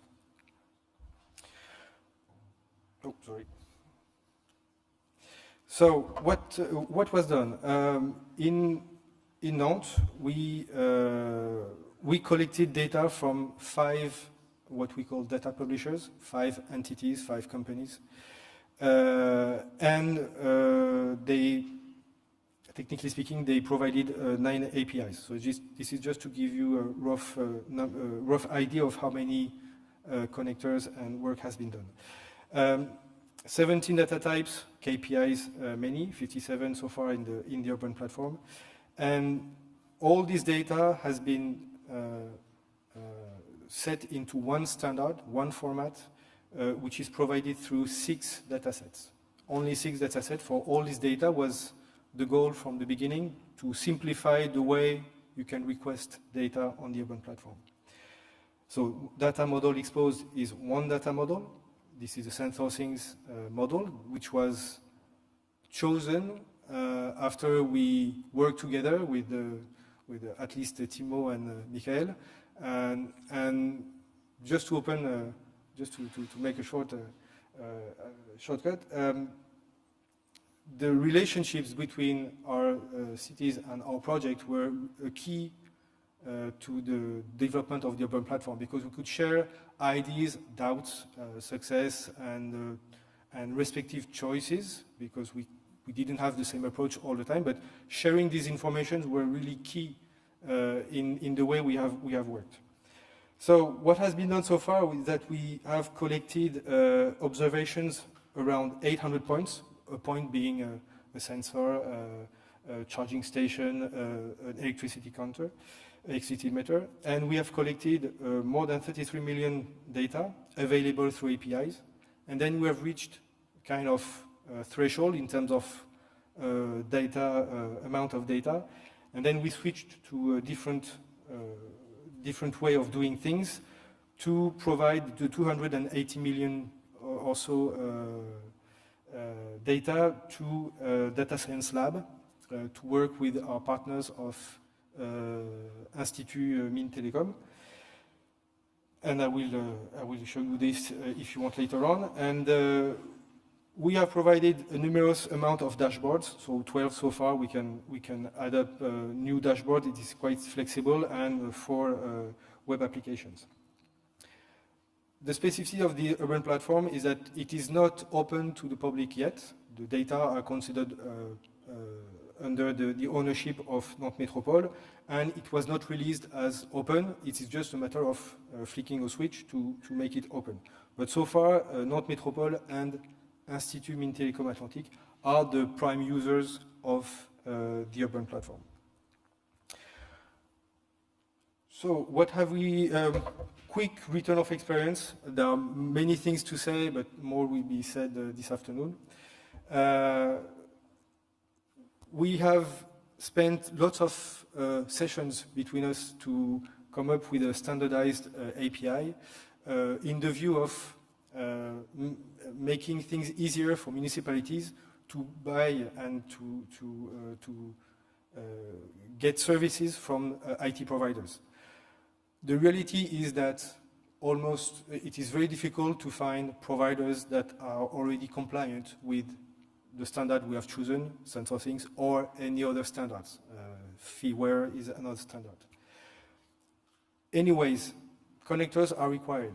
It is technical, but it means budget, because when you want to implement things with the standards, you need budget, because you always have to adapt the standard urban platform to the providers. There are tools that exist that seem very simple, but when you want to build something robust, that's something that is that you can deal error with, you have most of the time you have to invest, and in terms of budget, it is to be taken into account. Second point, data governance can be achieved before the actual business. What is to be learned is that do not try to do everything at once, because right now, speaking about urban platform, you collect data which have been generated by a provider. You collect data, you store them, you format them, and you give access. So you are building a total chain of actions. These are very complex things. It involves legal requirements, it involves technology, it involves networking, security. So if you try to do everything at once, you will have difficulties everywhere. You can separate the different steps, and at least have a data governance, means that you want to get the data, you want to control the ownership of the data, and at least this is the foundation of all the services you will build on top of it. So the data governance is really at the basis of all the kind of projects, IT projects that can be imagined. If you don't have this foundation, you may end up with very specialized application, very sexy, but not scalable and not interoperable. Same for data volumetry and digital costs. Finally, again, when you start bidding to implement urban platforms, often you link it with actions like buses, like charging stations, which are scaled to the amount of device you install. This is not the case with the IT, because the IT you have a minimum amount to start with, and this doesn't change with the amount of device you set. So this is something to take into account when you come up to, when you want to start a project and make them realized in a controlled budget. And that's it. And if you want to ask more questions, I'll be available. Do not hesitate. Many screenshots, and I don't think we have time for this. I can go deeper if you want to show you. Thank you.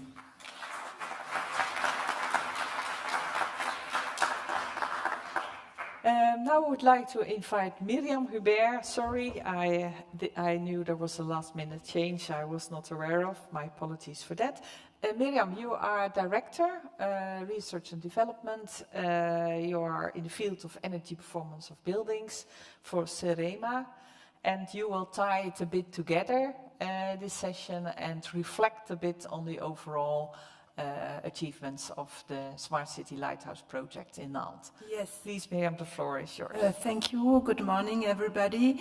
I work for the CEREMA. It's a public institute for urban planning and civil engineering. And we are in charge in the highlight city Nantes for the evaluation of the action of Nantes. I'm in charge today to make the main conclusion of the action of Nantes, but it is difficult for me, not only because there are more than 40 actions as you saw in Nantes, but because they are still ongoing. This energy transition, this action spread out of the perimeter of Ile-de-Nantes. As you can see on the map, Benoît Couvelier shows you in the introduction. We are not, where is the pointer? I don't know how to point. As you see, their actions are not only in the Ile-de-Nantes, they're spread out during the project already, and they continue and multiply. So how can I conclude it? Maybe, for instance, for the e-bus, Damien Garrigue presented us. What you have to know is at the beginning already, when it was put into services, the use of the buses was already 95%. So e-bus is only one brick of the big mobility infrastructure of Nantes, and will continue, and the transition and the transformation in Nantes mobility will continue after the project still.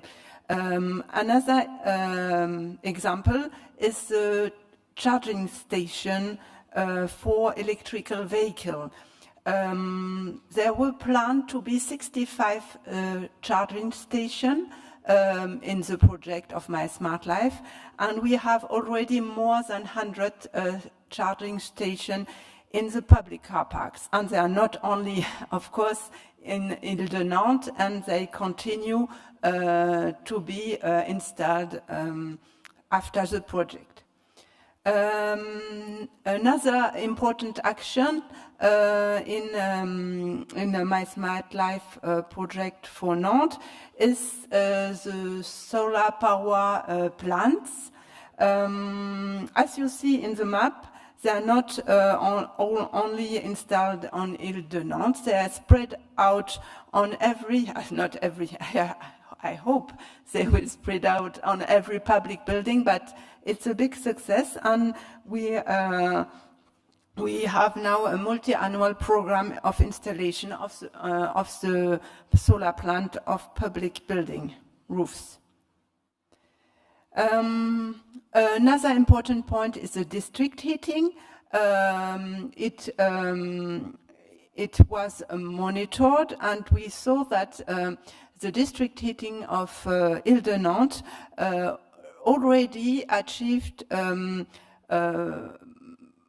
almost 22% of renewable energy sources with this much, and it's a really good driver to help buildings to move on to more renewable energy sources. It's very easy to connect the building, and it has then a big part of energy, renewable energy sources. What was done on the district heating 2 is simulation to see how to help the system to be more efficient.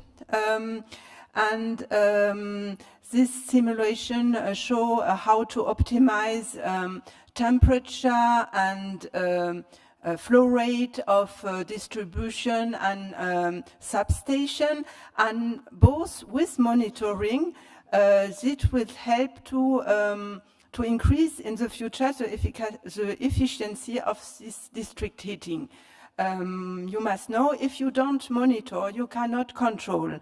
And now with controlling and with monitoring, and we will better have a better control and increase the efficacy. And at last but not at least, another example is the renovation of existing building. You heard that there can be errors in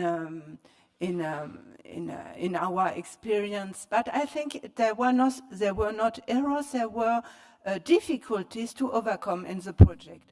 You saw some difficulties with the two other actions, but for instance, it's difficult to move private condominium to do refurbishment of the building and global refurbishment quality with real efficacy. I'm specialized in the monitoring of efficient buildings. And I can say it is a success. With Mon Projet Rénov', we managed to move a condominium, private condominium and private houses to renovate the building and globally renovate, not only one action, because if you want real efficiency, you have to renovate all the building and to be accompanied with technical advice, like architect or other enterprises that do good work and not only to sell their windows.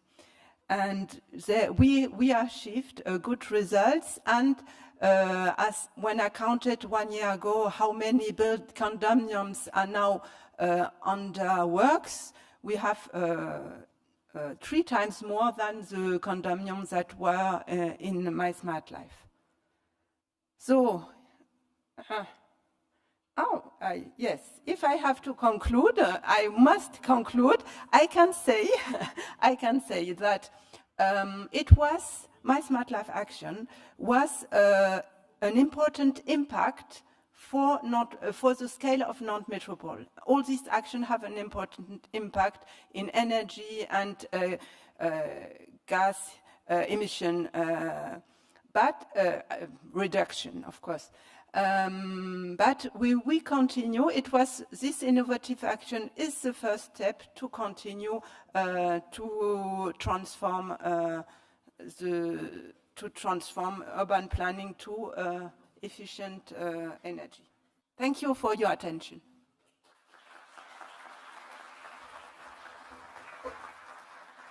Thank you, Miriam, for tying it nicely together, and also, I think, showing us that quite impressively that it's taken up and it's not the end of the journey, but the start of something new and a wider uptake of the good things that have been demonstrated in the Lighthouse project. So thank you for that. Now I would like to give the floor for a few minutes of Q&A. We are lagging behind. There's a lot of valuable information that was shared this morning, but we are a bit lagging behind, so we are cutting your break a bit shorter. Nevertheless, it's important to give you the opportunity to ask some questions, but In case we don't manage to give you this opportunity, please ask the team of Nantes directly during the break, during the coffee break or during lunch. I think you will be happy to answer any questions.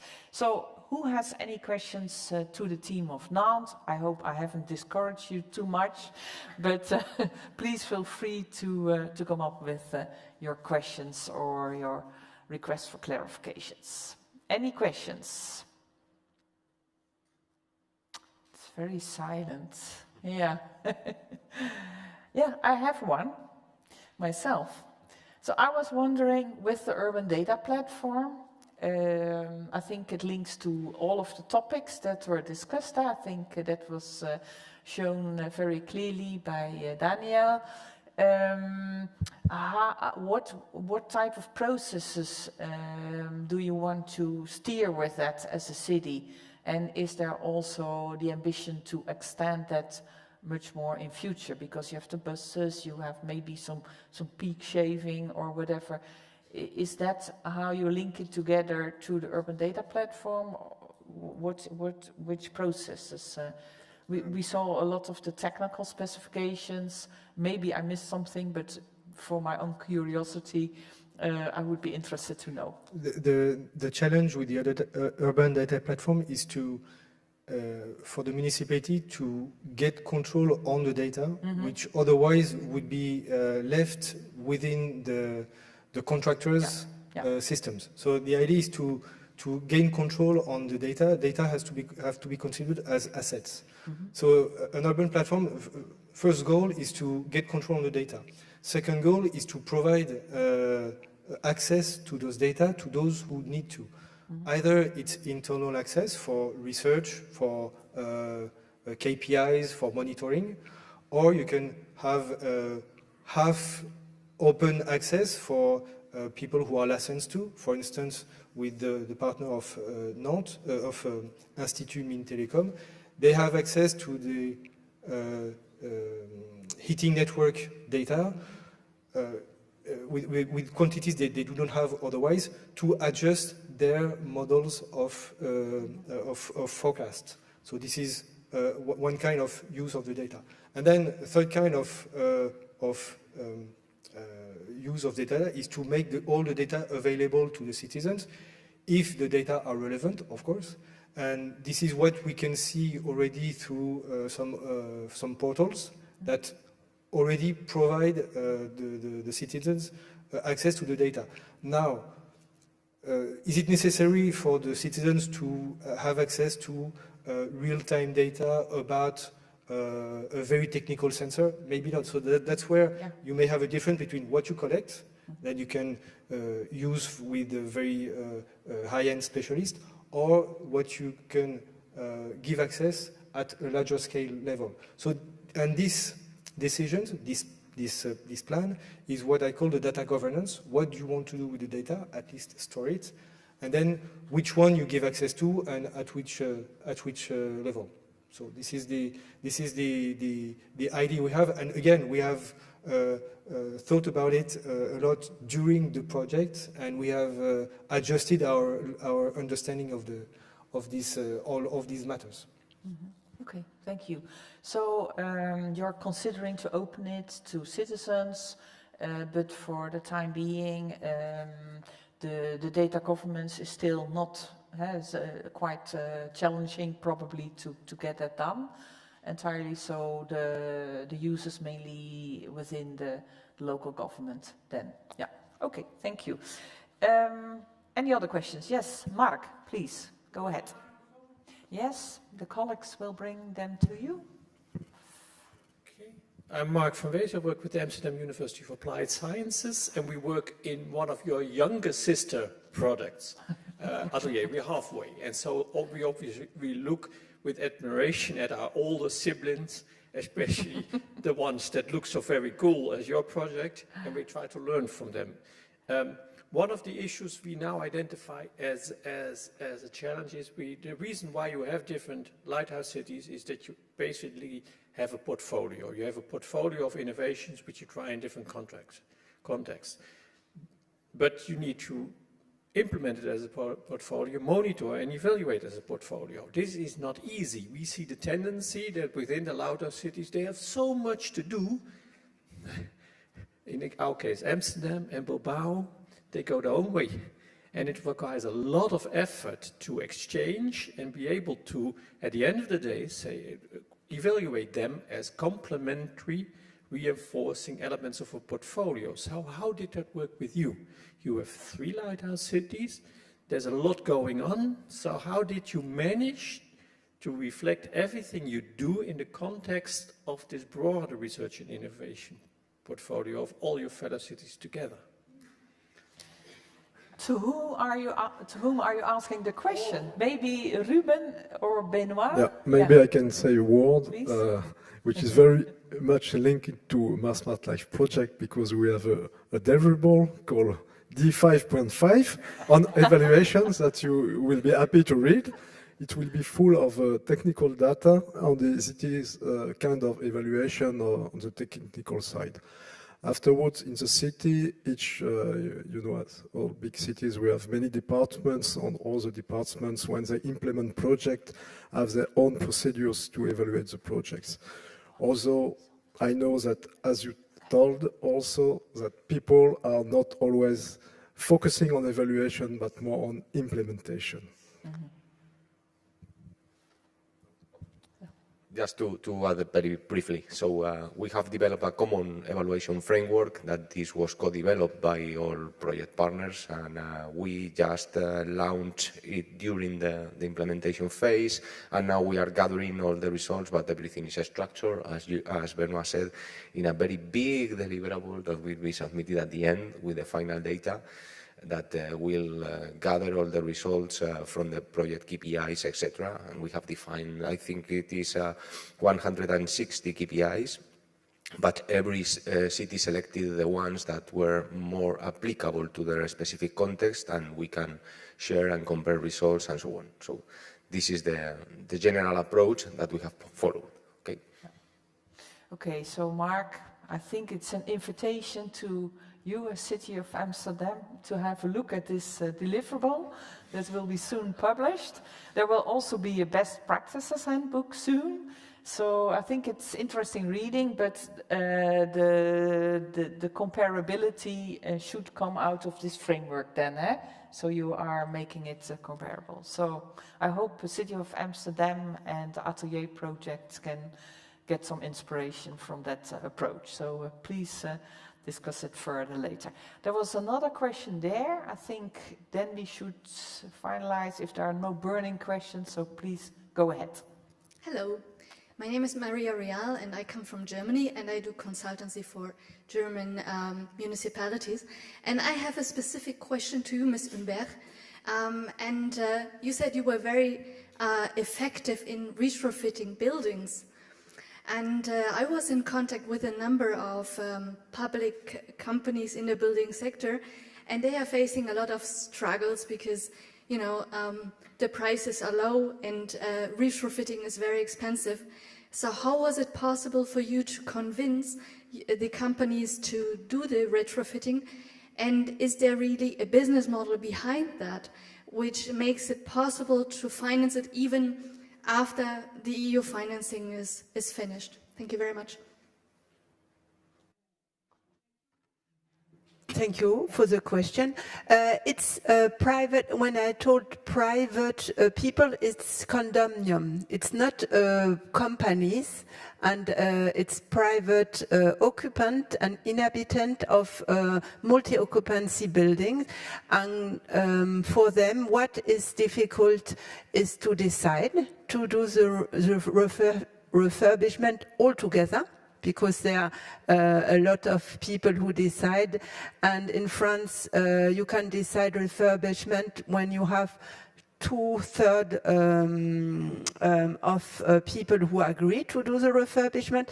And what these people need is subsidies, of course, to do the refurbishment and to be accompanied by good technical and independent advice, because they're not specialized in energy saving. They don't know what is important technically to do. And in Nantes Métropole, there is a service mySMARTLife. It's a public advice who has, for instance, produced some table to tell the condominium what must be done from the advisor, from the architect who will do the audit of the building or who will conceive the refurbishment. He engaged in doing renewable energy sources study. They engaged to do measurement before and after of air tightness, and he engaged. There are different engagement that help to do good work. And really, it's not only a question of comparing the energy, what does it cost, and how much costs it refurbishment. We saw also on these old buildings, when they are refurbished, they are modernized, and there is a study of I think the Caisse des Dépôts, who shows that they gain of more. The people, when they sell their apartments, they can sell 4% more. They have 4% more value. That is not only, it's because they are low consumption. And you have to really, if you're refurbished, to make a global refurbishment, to do low consumption energy, not only installing a new boiler or only changing windows. If you do a global intervention, you will upgrade the building and you have a better saving. But yes, it's true. It's not enough to compare the energy saving, but now energy become more. It's a problem now. Energy. I think the people who think about it 1 year ago, 2 years ago, they see they haven't done the right decision, because now energy is a real problem, gas and electricity. So it's strategy. Yeah. So I don't know if I answer your question, but. That is what I learned. Yeah, I think there was also another aspect on the contracting, isn't it? The finding the right contractors to do this, and the business side in terms of companies doing the refurbishment, executing making the interventions and measures. Yeah, okay, but. I suppose if that's the case, please contact Miriam during the break and tomorrow, this afternoon, there is a discussion group on building efficiency. Yeah, the knowledge transfer table. So if you join that table, you will have also opportunity to discuss this topic again. Okay, thank you very much. It's end of our session. We are lagging behind, but we had a lot of valuable information to be shared. I would like to say a few things. We have a coffee break. It's in the Turmzaal. It's you see it there. It's a bit further on. You're not allowed to bring any drinks to this room. Because it's such a beautiful room, and of course the city of Hamburg wants to keep it like that. I also would like to invite you to have a look at the mini exhibition. There are other projects, there are also other networks working on smart cities that are there, so please have a look and inform yourself and discuss with colleagues from this and from other projects. Would like to see you back here at 12:15. about 50 minutes. We know that after such a long time, you will be happy to see each other again and network and talk to each other in person.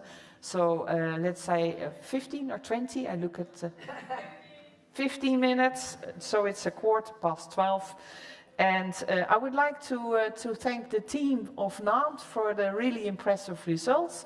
So a big hand for Yves Pasco, Benoît Cuvelier, Damien Garrigue, Danielle Arlan, Myriam Hubert, and of course Ruben.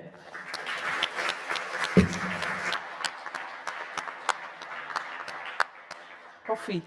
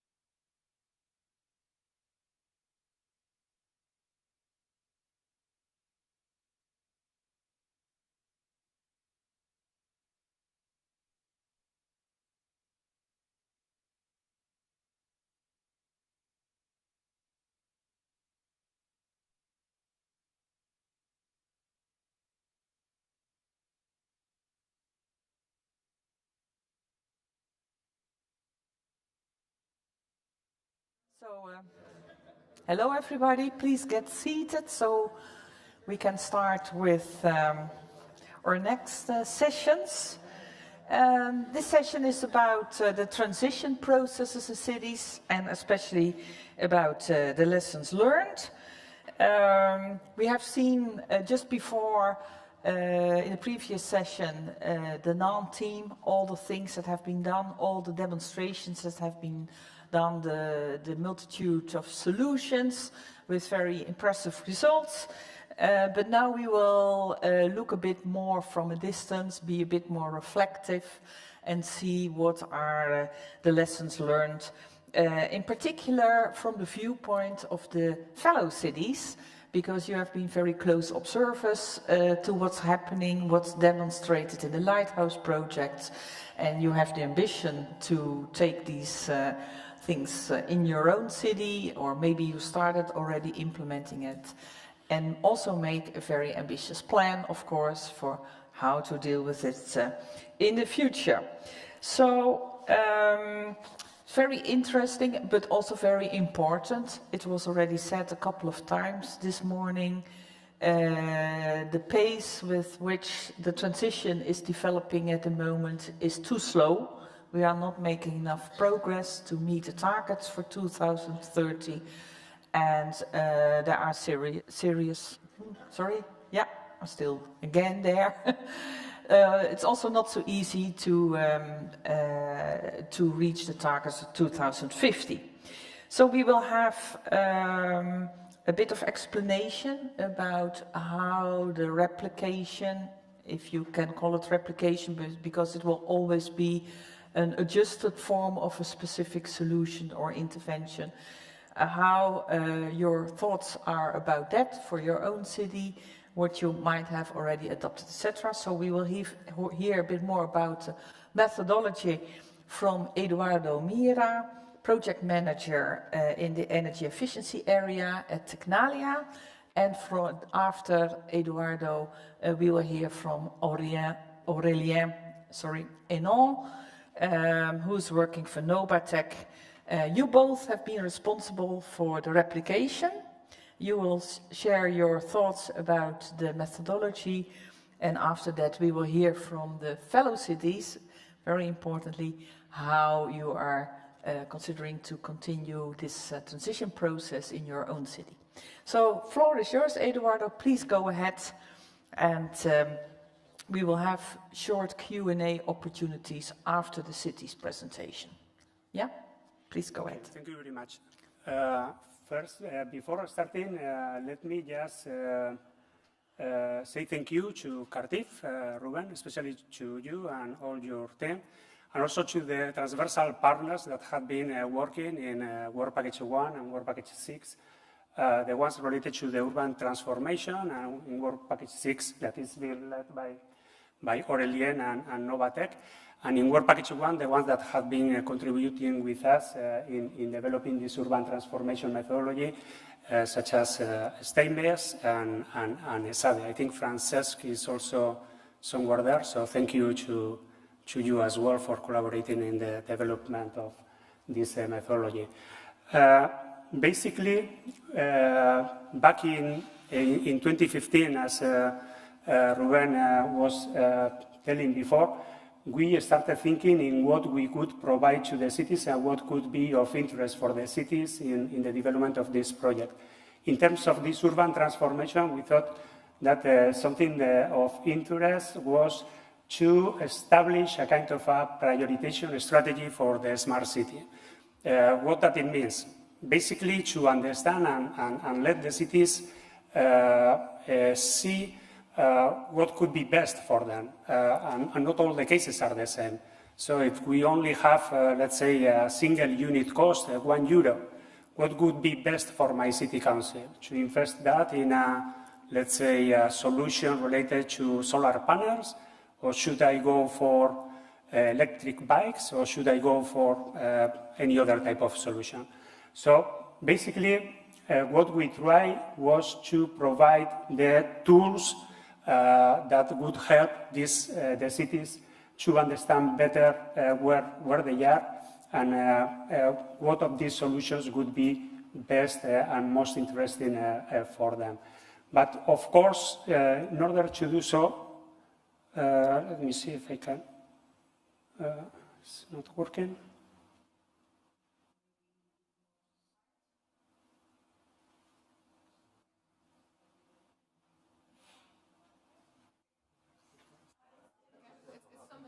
Yeah, okay. In this strategy planning, of course, also we thought that we should not only take into account the technology solutions and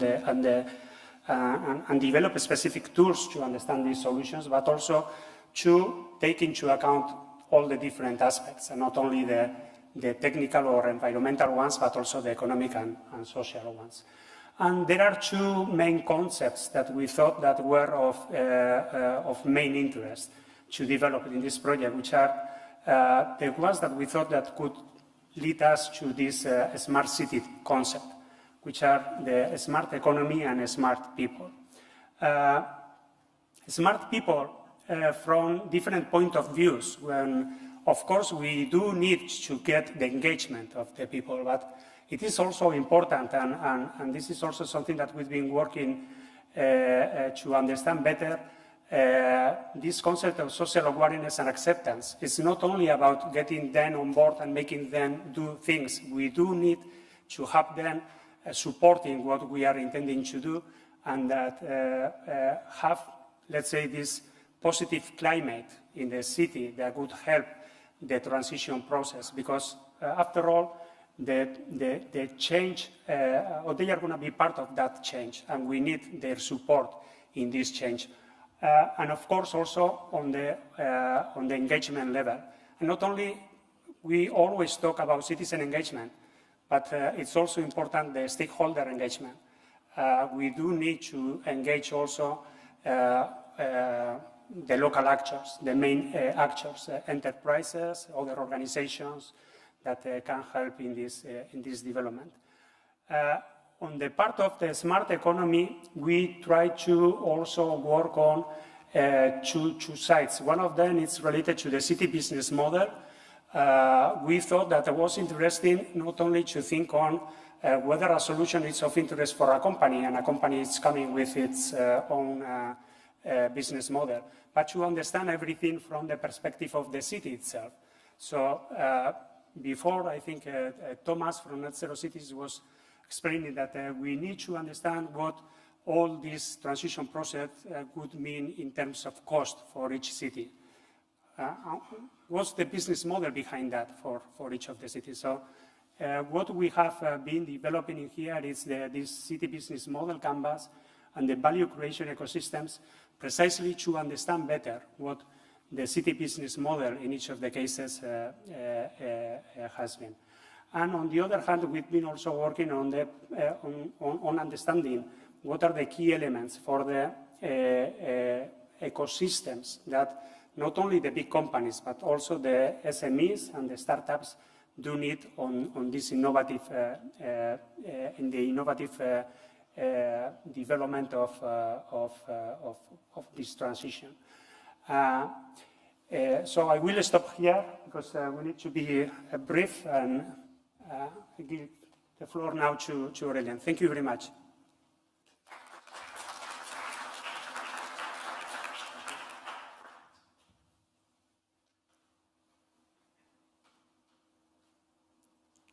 Thank you, Eduardo. Thank you, Judith.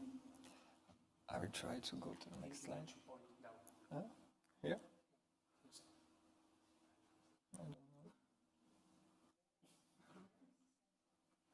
Yes, okay. Okay, there was some delay. Okay, right. Okay, my name is Aurélien, so good morning, everyone, if we are still in the morning. It's a great pleasure to be here with you. I am a project manager and a team manager at Nobatec. Nobatec is a research and technological organization based in France, and our mission is to develop technologies and services for the climate transition of the buildings and the urban environment. and in mySMARTLife project, so we're responsible for the replication strategy. So we work together with the whole consortium in towards supporting our city partners here present, so Bydgoszcz, Rijeka, Palencia, in defining their replication plans. The replication plans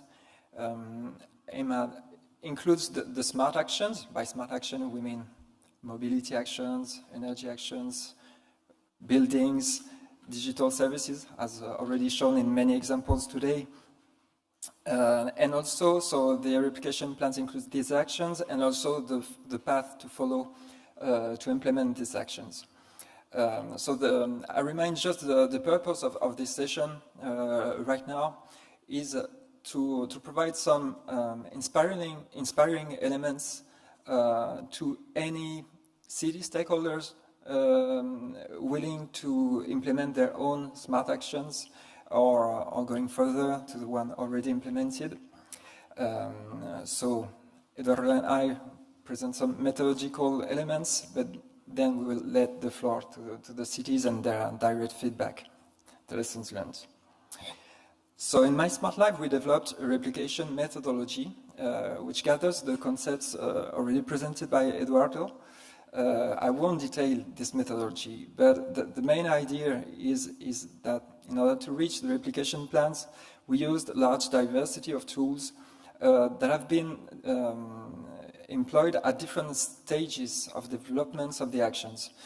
One first stage, for example, is well before defining the smart action, working on the city needs and challenges, like the city diagnosis tools, in order to identify the actions that could be relevant to be deployed.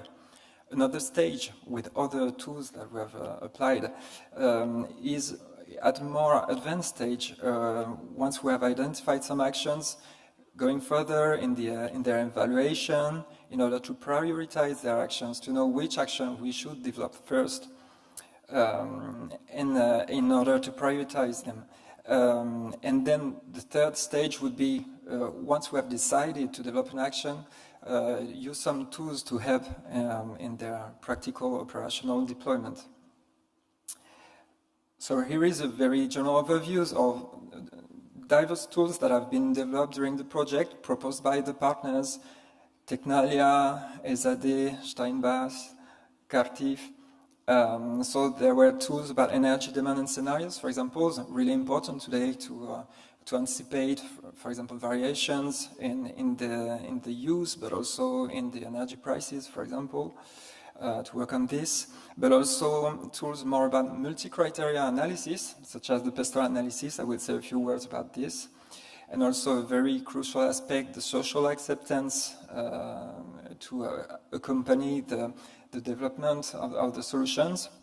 Then we also worked with techno-economic analysis tools and also value creation, ecosystems analysis, working on business models, but in the context of the cities, we will talk more about city models because the context is different.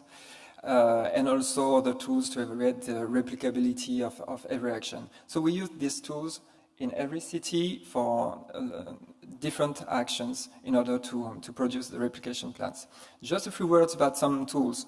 For example, here is one of the tools we used at the very beginning of mySMARTLife project, which is the PESTEL analysis. That was a tool proposed by Technalia, precisely. And the purpose of the tool was to answer for each considered action, is the city environment propitious for developing an action? And here we consider a large scope of parameters, policies, environmental context issues, social context, and expectancies, technical feasibility, economic feasibility, and also the legal context and regulation context. So for each question, then we provide a score and we get an overview if it's the right moment to develop such an action in such a city context. So we've done this for all the cities and all the actions at the beginning of the project. Then we got a list of relevant actions that could be studied further. And then we used more advanced tools, for example, techno-economic analysis tools, strongly focused on the supply chain analysis. So here we aim at evaluating the local impact, the impact on the local economy of the linked with the deployment of the solution. So we have been breaking down all the components of each actions, whereas they were products or services, and we asked the question, are there local companies able to provide these products and services? What is the related cost? Who will pay for this? So here we obtain really important elements in order to prioritize the actions and go further into the replication strategy. And then a final example, more about the social acceptance, which is key for the success of the actions. So how to ensure the social acceptance of an action. There are different levels, as you know, of involvement of the citizen, from the simple information, then a stronger participation, or making the citizen being a main actor of the action for the use or even the funding. Here in mySMARTLife, we had several lessons learned working on social acceptance campaigns in the context of each city. Some of the lessons was that for each action, the social acceptance campaigns has to be tailor-made. So really depending on the city context and the type of action. And we also learned that when the topics are quite new for the citizens, it's really needed to anticipate them as much as possible, even though the context can change quickly, so anticipate as much as possible. But we will learn a little more with the following presentations. So these were just some examples of tools that have been deployed during mySMARTLife, and they were applied to all these proposals of smart actions for all the cities. Among all these actions, some have not been deployed yet, other ones have already started, and I really hope that the work done in the replication strategy has helped the cities, partners of the project, and will help also any further city willing to develop their own approach. So right after this, I will let the floor to the cities, and starting with Bydgoszcz and Natalia and Tomasz. Thank you.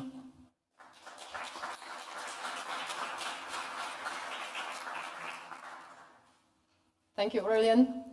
My name is Natalia Majewska, and I'm a project manager, and I've had the pleasure to be the lead for mySMARTLife for the city of Bydgoszcz, Poland, the follower city. So our job was actually the transition into a smart city, and when you're a follower, how do you do that? When you've got 30 partners, and we already knew we're probably not going to go hydro as Hamburg, and probably we're not gonna, within that time frame, we're not gonna work on a robo-bus. So what we did, it's simply what one of you said today, we got contexted. So we all are categorized within the project, and we chose the smart interventions that we were plus or minus optimistic that we are able to carry out. So as you can see here, what Aurélien said and Eduardo, we got mentors, and we got a thread that we followed. So we decided for the city beforehand. You've seen in Aurélien's slide that actually for Bydgoszcz, if you notice, there were like 6 or 7 categories, and not anymore on my slide. Because we already knew that some of them must be discarded. And when you think what in the project, when we've got the smart city, smart economy, and smart people, then you've got a lot of work to think about. And it's not just technology. In a municipality, we think, okay, we've got a budget, plan, we execute. Budget, plan, execute. And you go. And in our case, when we think smart people, all right, so we need to not only inform the people, but engage them in a proactive discussion, which is a huge task. And we had a great eye-opener within the project, and especially the whole session in Helsinki on engagement, how to talk to the citizens was simply amazing. We've got on our website the documents and the information. So if you are interested in that, then just go ahead and check our results.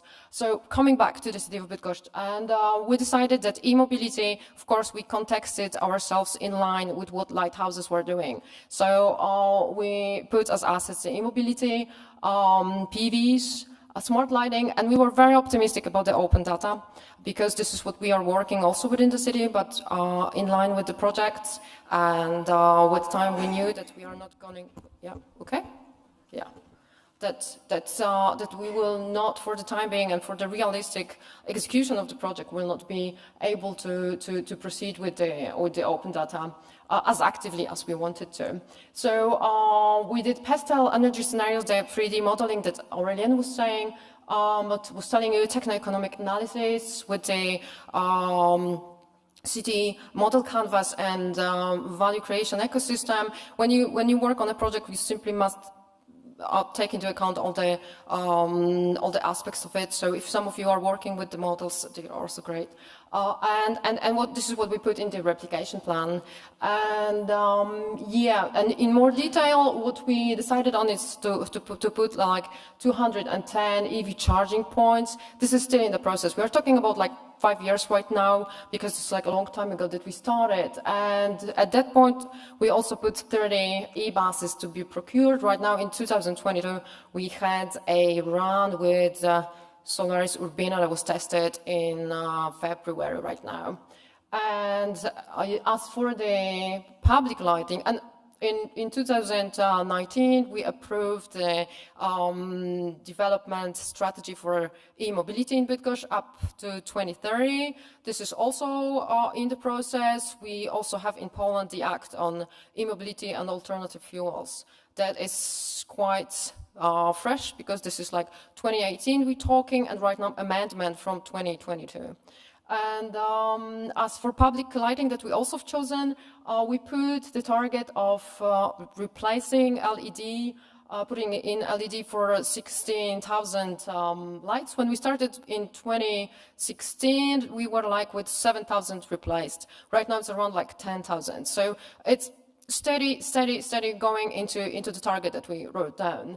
And as photovoltaics, this is what I'm also trying to tell you, is that with definition of smart people, that you want to engage the people, we actually had to start within the municipality and to change this budget plan execute mentality.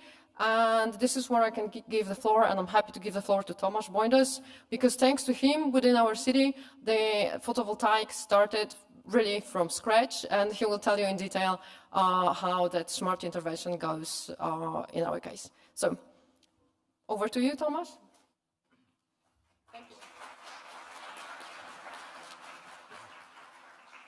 Thank you, Natalia. Tomasz Boindos, I am responsible for all energy issues in our city.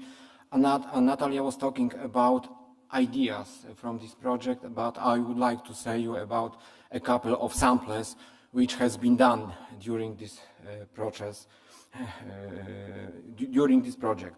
So the first thing, thanks to this project and thanks to the money from this project, some activities were done, like the first inventory of our public building roofs, the first inventory of public domain of energy, and the first inventory of free spaces like brownfields, like not used area for the other city needs, like buildings, like companies, which areas which can be used for future photovoltaics farms. And now, when we started this project in 1916, it was when I started job in city of Bydgoszcz, in municipality, only 2 roof installations were made. Now, I am proud of this, because we have now more than 1 megawatts installed of public buildings, and now we are still in the process of investments in renewable energy sources in public buildings. We as a city of Bydgoszcz, own about 300 buildings, and our target is before the end of 2025 about 80% of public buildings covered by solar panels. Now we have our local regulation that ill building, which is in the process of retrofitting, which is in the process of under construction or quite new building, must have, I say must have, some kind of risk. I mean heat pumps, solar panels, solar system for heat water. And this is our achievement in this project because the first documents I mentioned, inventory of public buildings, roofs, about possibility, help us to start this project. And now I am proud that I can say that the city of Bydgoszcz is the first city in Poland on the first place which speed of growing roof installation on public buildings. What are the next steps?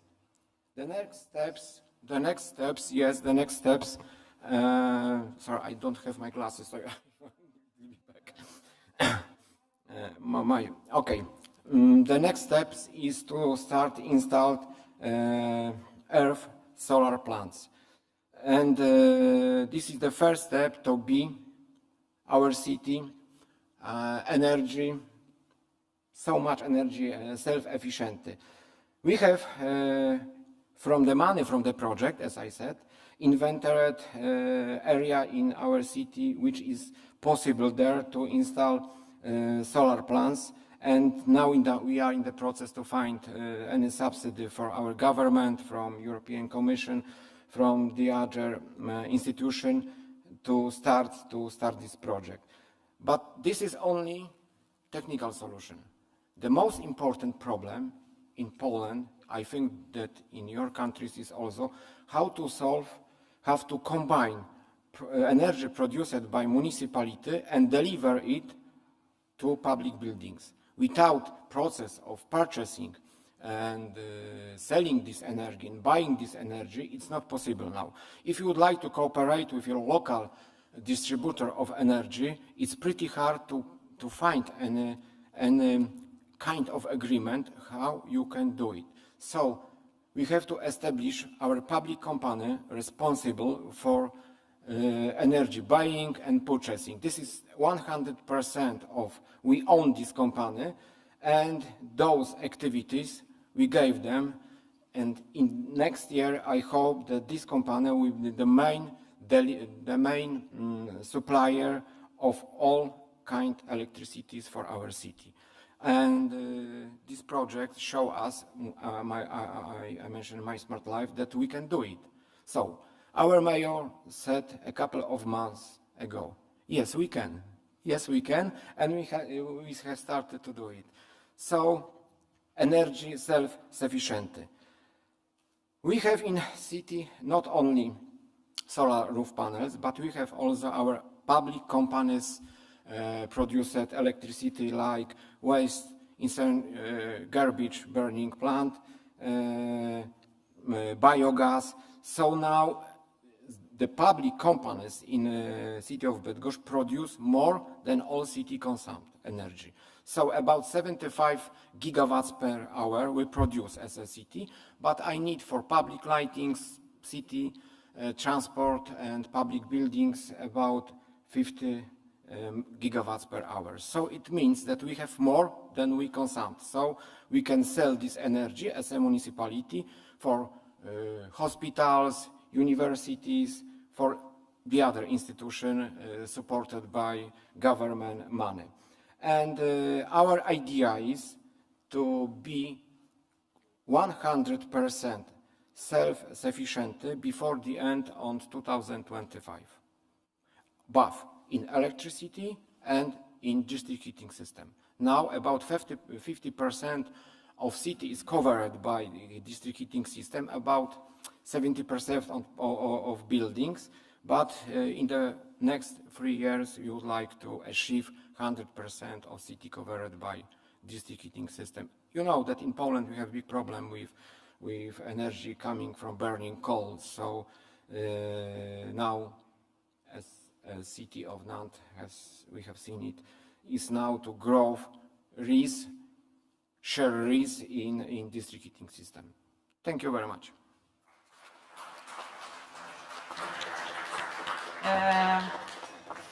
Yes, I think there will be room for a bit of Q&A after the presentations. Yes, please. Then now the floor to Mauro Alonso Mayordomo from the municipality of Palencia, and you are the mySMARTLife project technician. Thank you very much.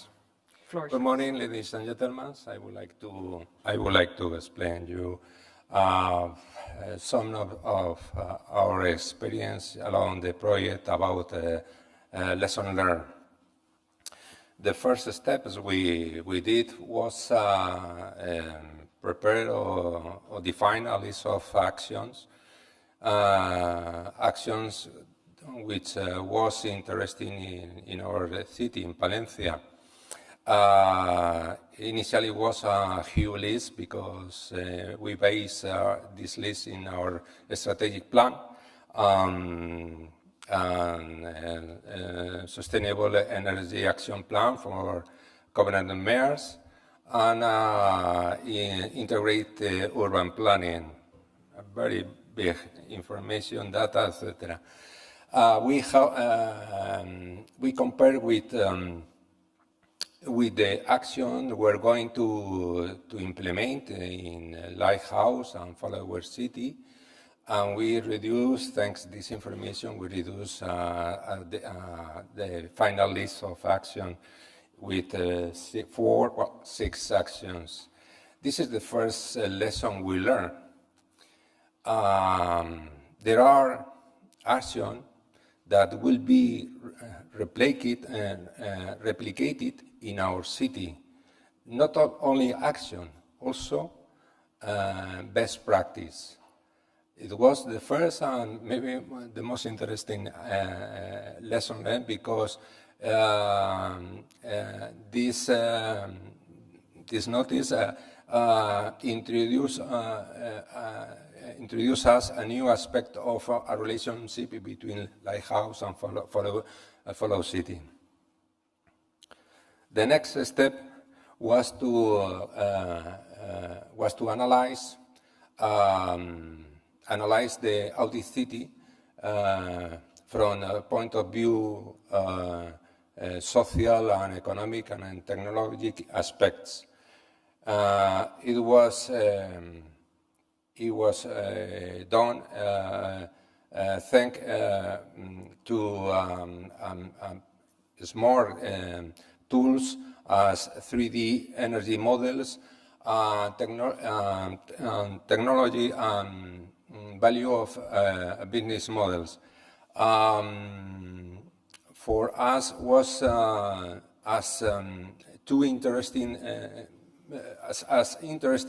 this tool that we link this tool to our urban platform, smart urban platform, because give us a very interesting point from point of view of energy and urban planning. Thanks with this database, we could decide what action could be more profitable than other, depend of the area we intervene.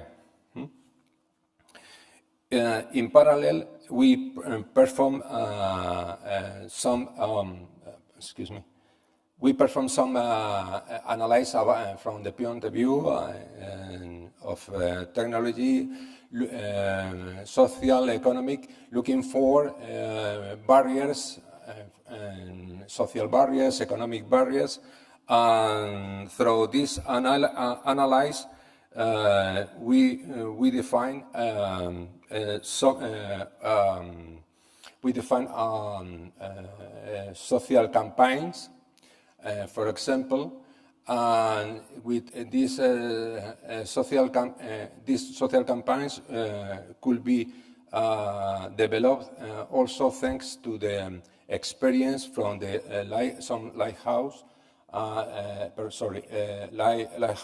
lighthouse cities and follower cities, especially in outdoor campaigns. These outdoor campaigns inspired us to prepare in this time where COVID avoid to do many actions, social actions. These outdoor campaigns provide us a way, a method to engage people in our case, in electric vehicles. We prepared a fair of sustainable mobility transformation in Palencia. So the citizens in our street, in our park, different electric models or vehicles like e-bus or like electric truck or hybrid, etc. This was a very successful campaign, and also I can say that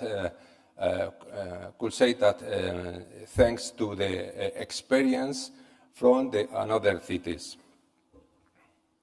Finally, we analyze our financing, type of financing we want to follow to implement our actions, like with tools of Canvas or business models. We realized that one of our action was broad defined from the point of view of financing. It was district heating action, district heating developing in Palencia, the first district heating developing in Palencia. And initially we defined a public procurement like a method of financing of this action. But we realized with this analysis that with ESCO model, an energy service company model, we could not only be more profitable, lose less money from the public money, also to extend more near to the old city, the district heating equipment. A result of all of these small tools, we are able to implement. Well, we are going to implement nowadays this district heating action and the rest of the action defined in our list. To sum up, in conclusion, we can say that in mySMARTLife, not only we have learned a smart, advanced planning method, but also to replicate other successful actions from other cities and their best experience. Thank you very much.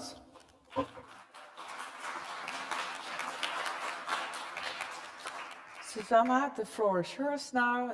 Here's Susanna Romak-Belosevic. I hope I pronounced it in the correct way. Yes. You're advisor to the mayor for EU projects in the city of Rijeka.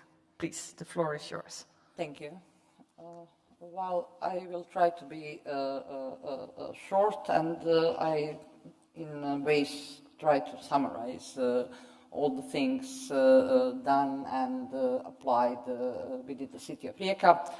Well, we are not, I can hardly say that we are totally smart cities. Sometimes we are far from smart, but we are much smarter than 6 years ago. That's, I can put my head in the fire for that.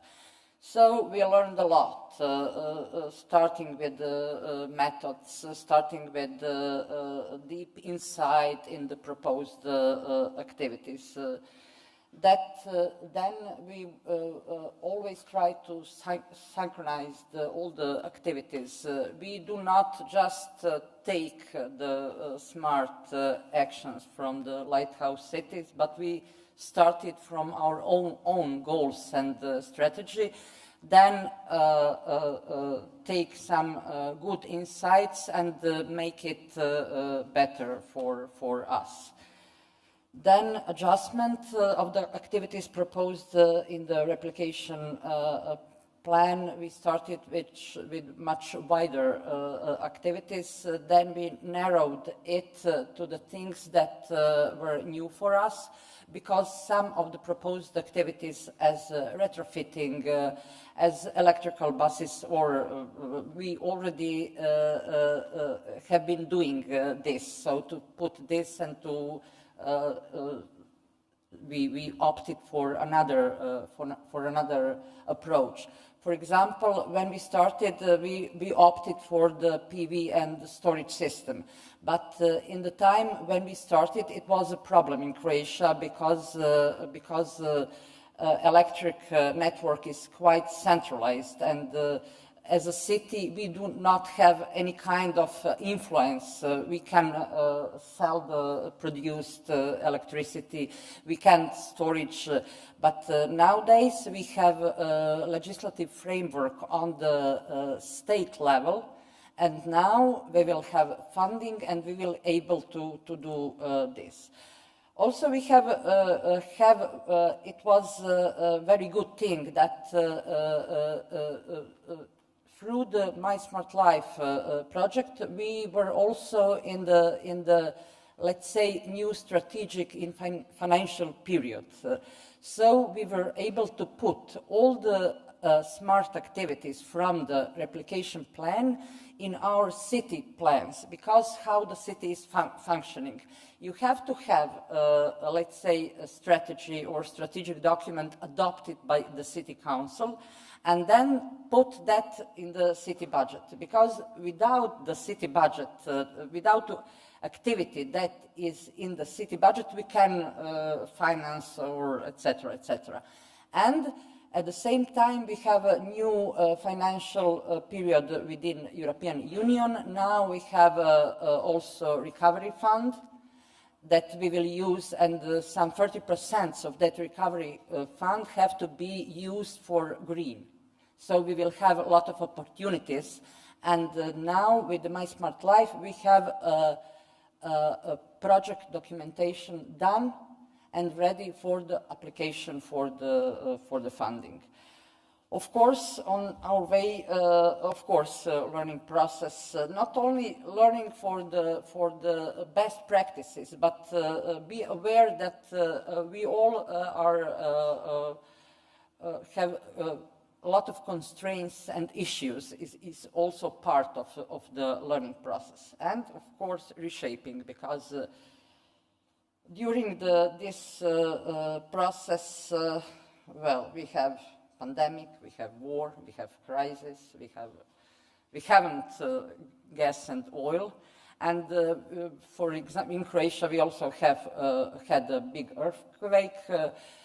We have you mentioned we have a lot of problems now. We are facing a lot of problems within construction industry, because prices are rising like hell, and if you sign a contract, that's it's very risky how you will finish. But in that case, we opted for the bigger subsidies, because for the big buildings sometimes it's quite hard to put the money at once for the retrofitting, and then waiting for many years for the money to get it back. So we will go with the bigger subsidies in this way. So that means reshaping.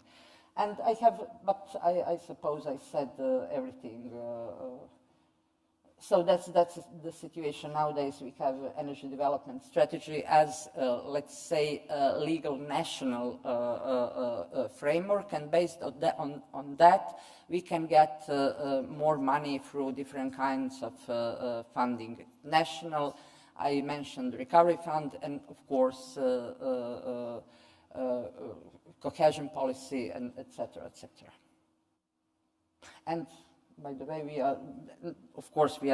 have a lot of projects, not so huge electrical buses, but we will purchase the first electrical buses for operate within the city center.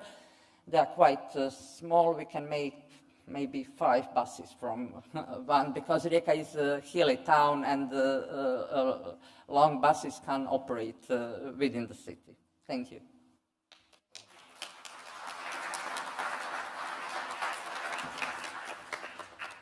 It's really nice to see the huge ambitions in every city, in every fellow city, but also that you already started implementing things and doing things. So I think that was really great to see, and also I think inspiring. You set a good example and you show that it's possible by, in a smart way, making use of new budgets, new laws, etc. in new periods.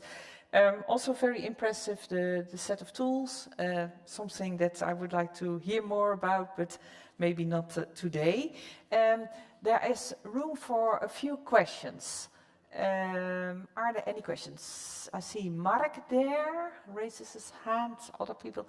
Mark, you're first, please go ahead. One of the challenges we have in Atelier is to involve the city administration. Whenever you want to replicate innovation beyond the people that are directly involved in the project, you need many departments, and not least of all the budget department. And in Amsterdam, there are a lot of people dealing with innovation, but they're over their head in their daily work. It's highly politically important, so highly stressed. So it's very difficult for them to make time to tell them what we have done and to listen to our recommendation.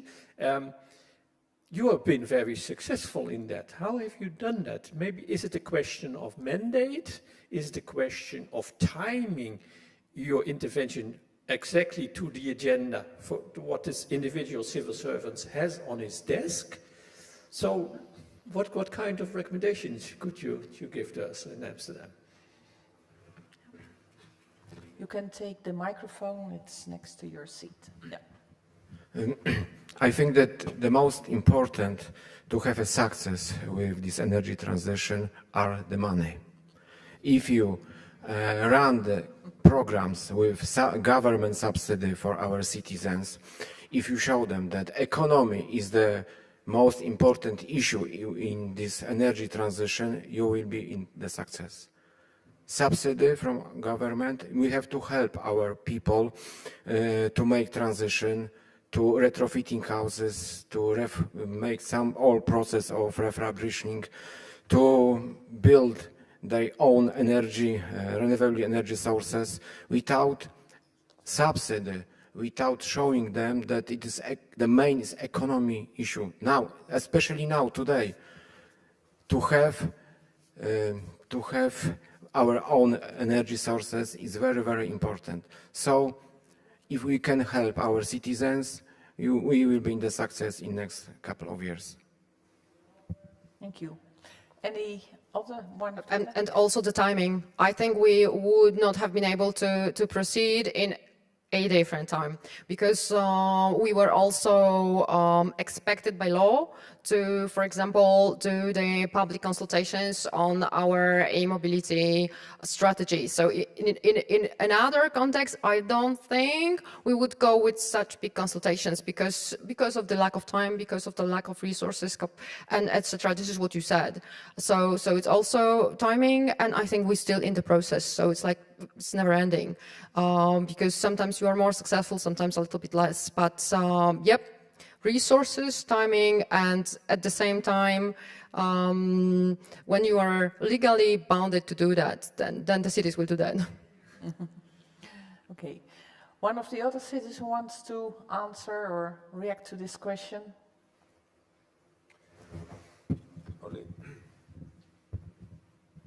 Yeah, it's on. Yes, hola. Only add, I think my colleagues has answered your question, but only add that and there is the decision makers need tools to find a decision, and all are necessary. But there is also a social aspect that can add or can help the politician decide if they do that or not.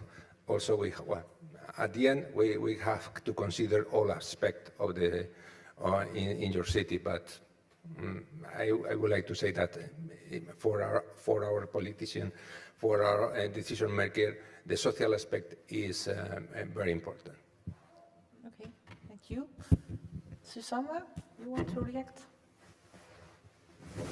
Oh, yeah, you can share the microphone. Yeah. It's on. It's on. Well, I suppose it's this. We all have politicians on the top, and they have 4 years to show something and to attract people. And sometimes when you are talking about intelligent, smart things, urban platforms, etc., etc., it's not. At the same time, you have a lot of social issues. You have schools and kindergartens that needed some help. It's not so. I suppose you to approach and to get some help.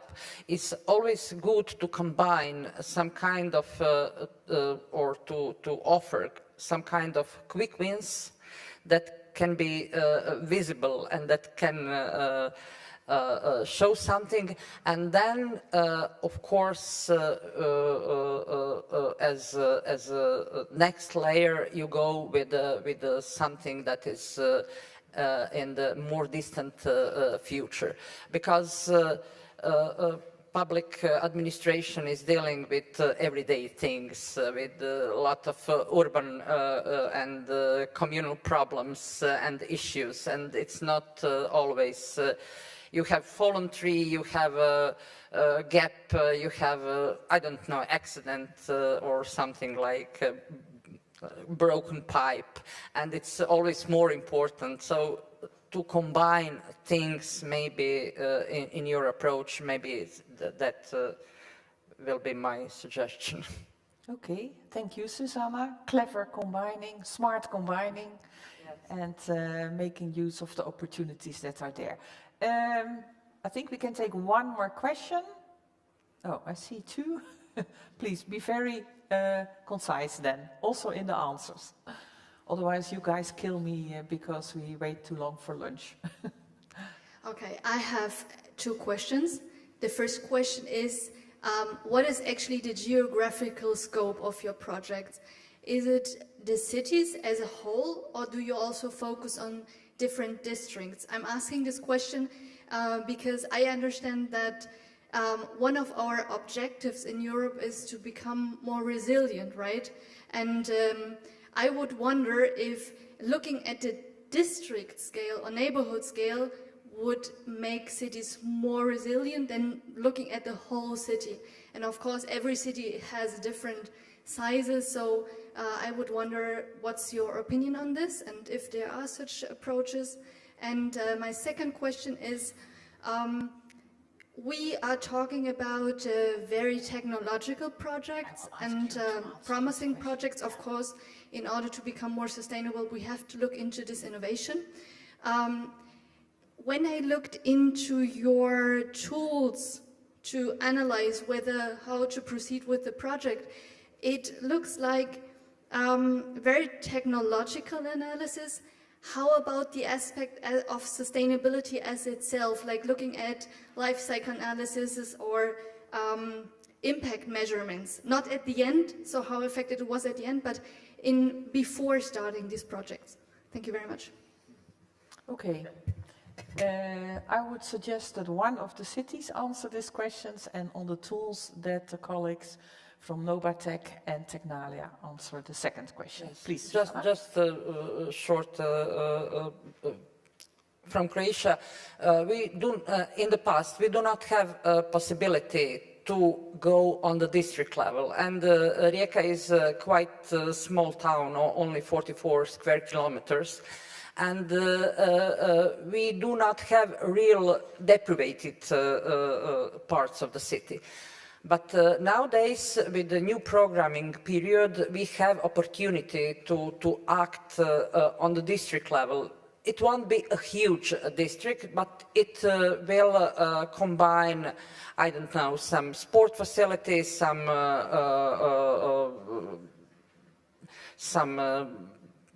private property, but we will get money if we combine and sell it as a district.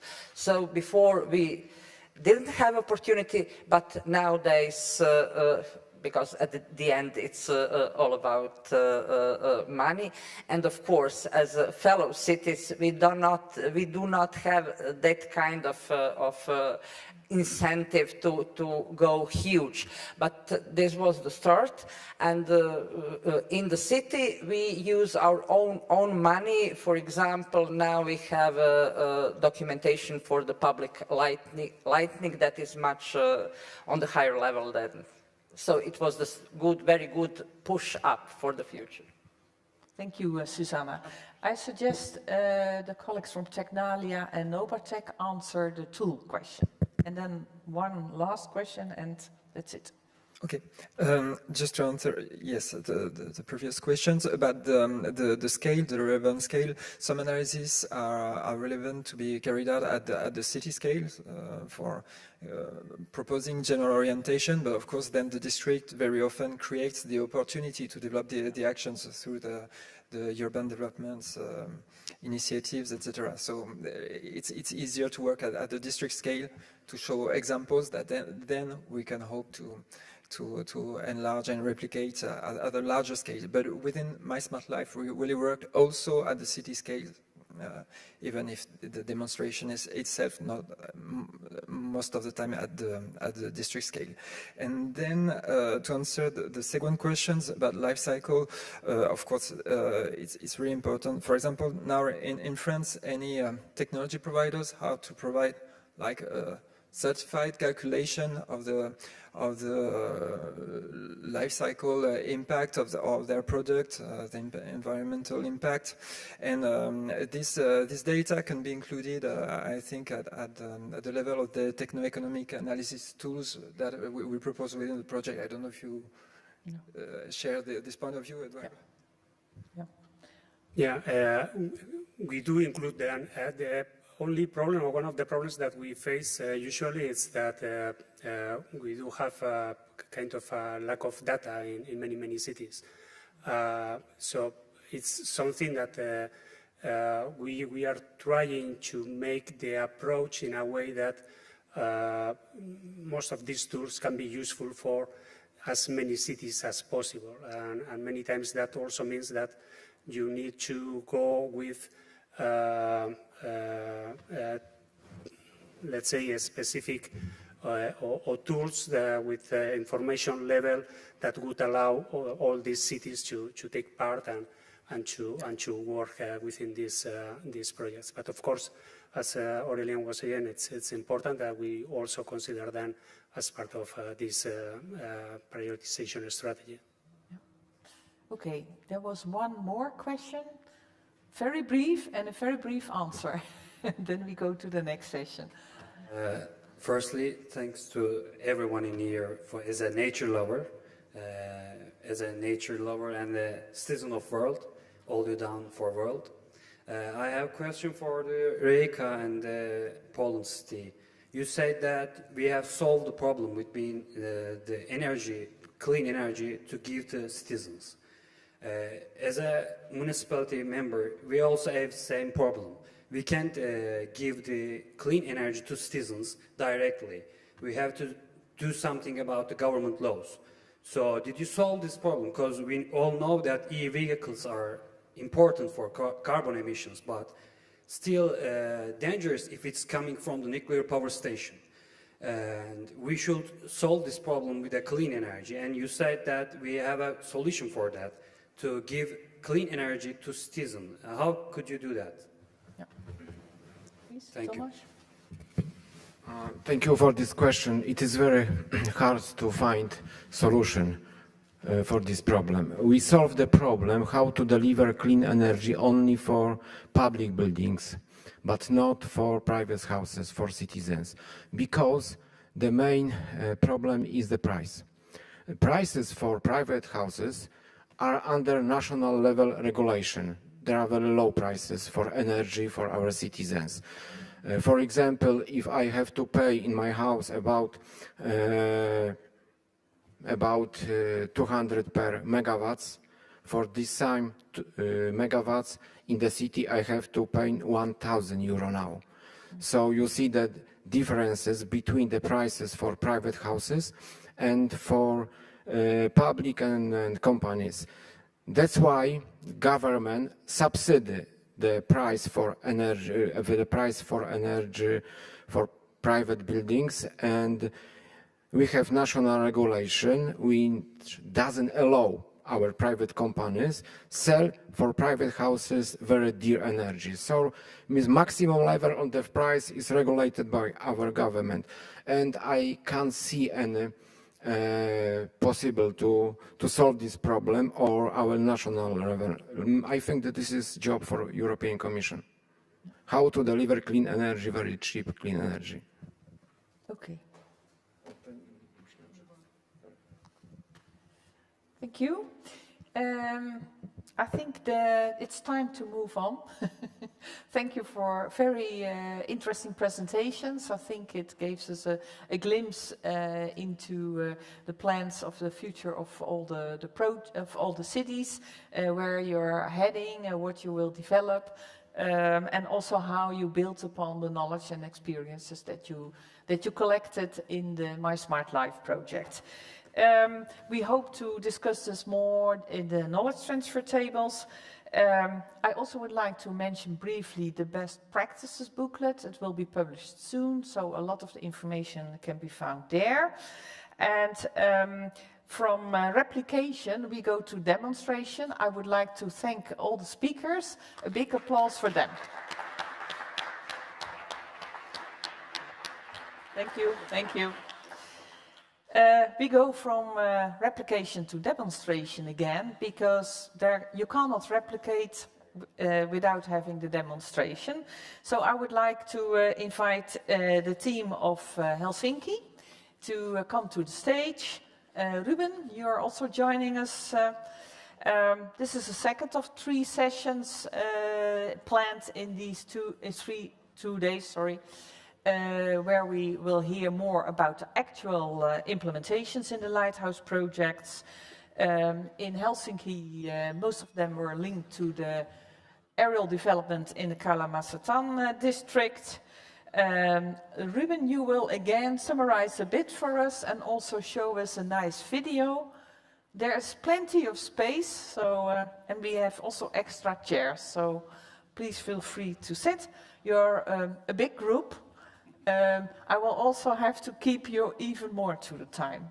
And sorry if that comes across as impolite, but it's not meant like that. Ruben, please, the floor is yours. Go ahead. Thank you, Judith, again. So now is the time for Helsinki, the capital city of the not so cold this summer Finland. And what can I say about Helsinki? So Helsinki is a quite advanced city. We all have learned from them a lot of things in aspects like energy retrofitting, in which they have a very big tradition since a lot of years. But more importantly, I think that I can highlight how they have organized the work with the citizens, with the SMEs, and that is something that is also very relevant and important too. So they have created a very interesting concept of innovation ecosystems, and for instance, the Smart Kalasatama innovation hub that they have created around this construction of new buildings in that area. It's a reference in digitalization. They have they are a reference on this specific part, and a very recognized city in the way they share, exploit, and use data. And regarding the interventions, you will have the opportunity to learn a lot from them, but they have developed impressive achievements in Merihaka, in Kalasatama district, the massive deployment of electrical buses, 285 were developed during the course of the project. The pilot on an autonomous electrical bus, that is a very interesting pilot because this bus was running on real-life conditions. It was also included and operated as a regular bus. And as the case for Nantes, now we are going to see a very brief video, and then I will pass the floor to Maria, that is the project lead from Helsinki. So let's start with the video, and then Maria, the floor is yours. Thank you. Thank you.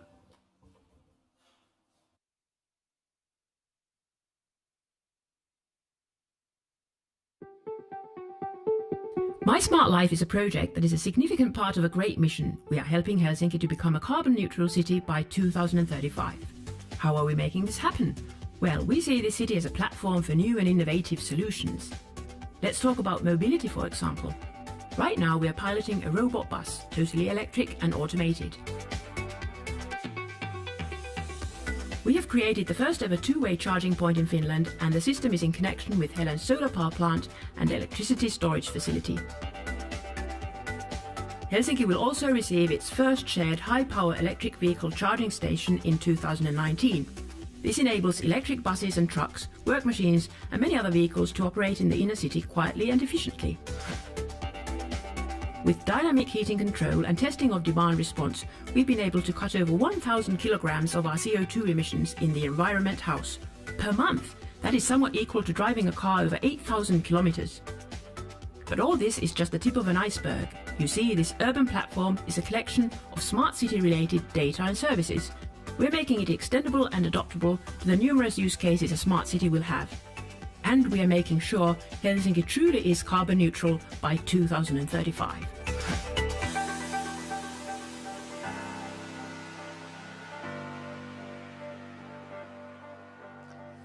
Well, this video gave you a nice impression of the overall project. We have the team here on stage. I would like to introduce them briefly. Maria Usitalo, mySMARTLife project coordinator for the city of Helsinki. Eetu Rutanen, sitting there, project manager at Metropolia Amitarko Keijakulu, Helsinki Metropolitan University of Applied Sciences. Sorry for mispronouncing the name, but my Finnish language skills are not that great.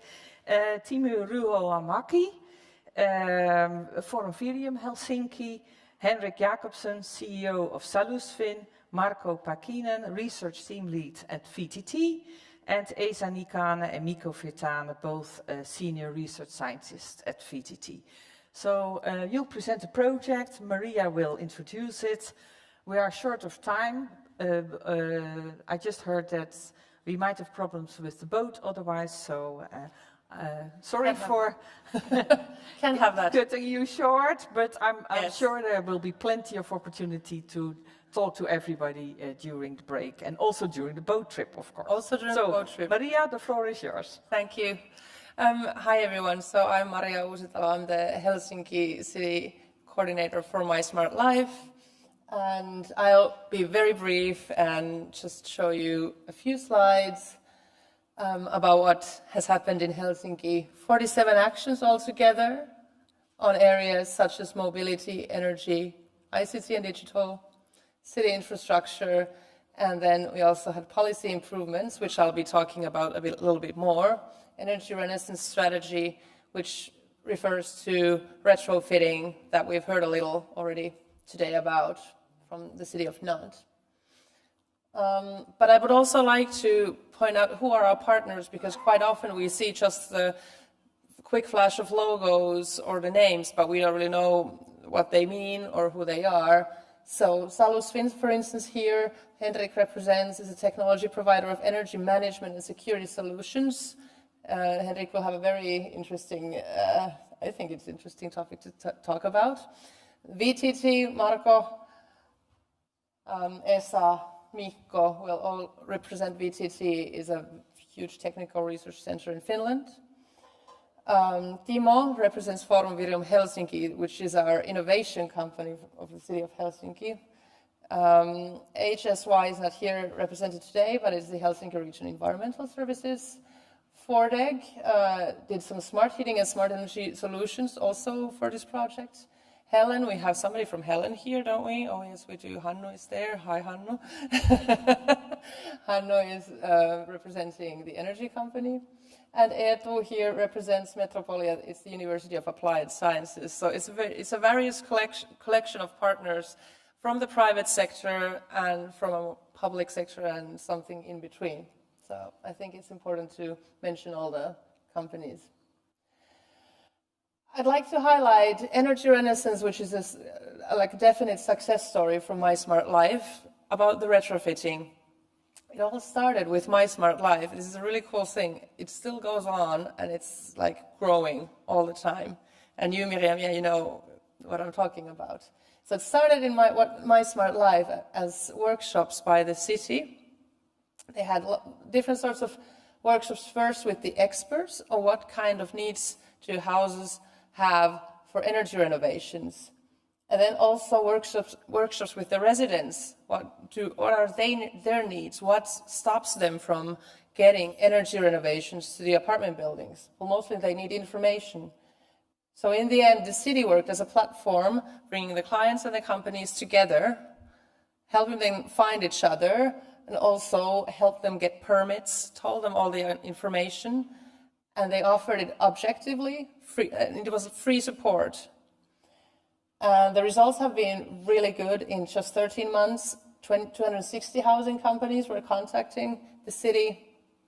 And also, one of the most important results for the residents is that now they are saving up to 50% in heating costs. Well, the numbers right now, I don't know, but I do know that those who have actually chosen geothermal heating, for instance, are saving a lot because they will be self-sufficient.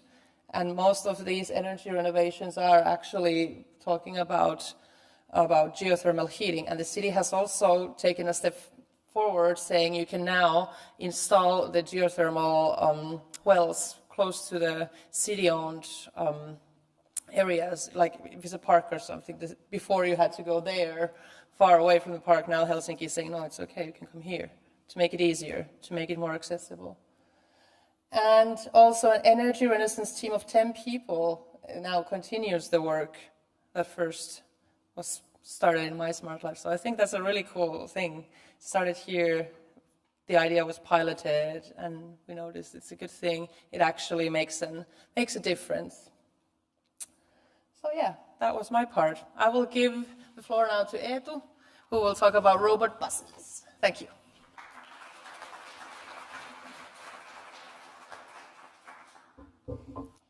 Okay, good afternoon. So, how does this work? Okay, so our work in the project focused in piloting an autonomous bus as Action 2023 autonomous electric bus pilots to address urban last mile mobility issues. The action included two seasonal robot bus pilots implemented in Helsinki already some time ago during 2 years, 2018 and 2019. In the pilots, a robobus was operated on open roads among mixed vehicle traffic, and we were studying especially the overall usability of automated buses as part of public transport, as well as overall environmental friendliness of that kind of service. These were the first automated bus trial in Finland with fixed schedules and integration to public transport authorities, HSL systems, and actually also among the first pilots in Finland overall.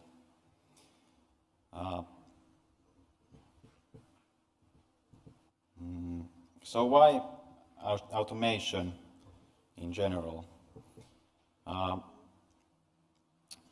Through automation, cost savings and improvement in safety can be reached as the automated system operates a vehicle which removes the need for having a driver for every single vehicle. It is likely that humans are still kept in the loop remotely or if necessary also on site in special cases.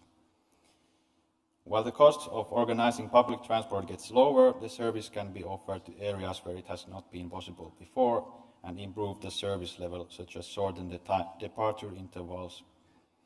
And this may further lead into lower CO2 emissions while making the public transport service more attractive, while the need for a personal car decreases. So the vehicle that was used was a robobus called Autonome Shuttle from a French manufacturer called Navia.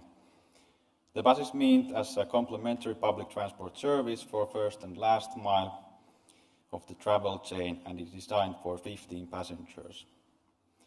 The bus operates on predetermined routes on low-speed areas. A responsible person was always on board in our pilots, and the bus was registered in Finland with test plates as a passenger vehicle, which means that we could take 8 passengers on board. And also on the right side of the screen you can see the bus itself and the setup of how the operator was located in the bus, and also we're able to control the bus with a remote controller whenever it's necessary. Then a few words about the routes. So the first pilot was arranged in Helsinki in Kivikko in 2018, and the bus line number 94R was established for the bus. The bus worked as a last mile solution for connecting HSL trunkline buses to a sports park, and the route was around 1 kilometer long. And the second one was implemented in Kalasatama in 2019, and the line number 26R was established for this. The robobus was serving parts of the district where normal HSL buses did not operate. Route length was a bit less than in Kivikko, just a little less than 1 kilometer when it was round driven. Also, the environment was more urban with less traffic compared to Kivikko, which was somewhat more suitable for the bus in use.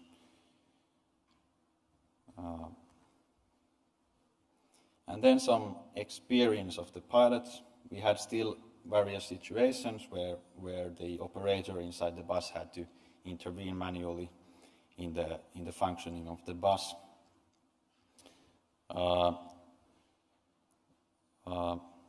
In Kivikko, notable problems and quite dangerous situations also were caused by the speed difference in comparison to other vehicles, while the bus's maximum speed was just 18 kilometers per hour and the speed limitation was 40.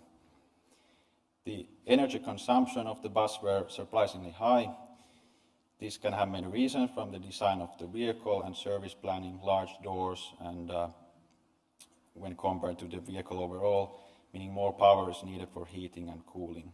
And there were no possibility to idling, so computer and sensor energy consumption may be high even when the vehicle was stationary. And especially in our pilots, the vehicle needed to be stationary for rather long periods of time, yet needing AC and other components to run. On the other hand, public transport works well in Helsinki, and it's difficult to find areas that would not already have functioning bus lines. There is no need for slow-moving vehicles in the transport system. So it needs to be determined where is the actual need for a robot bus service and where it gets the most benefit of.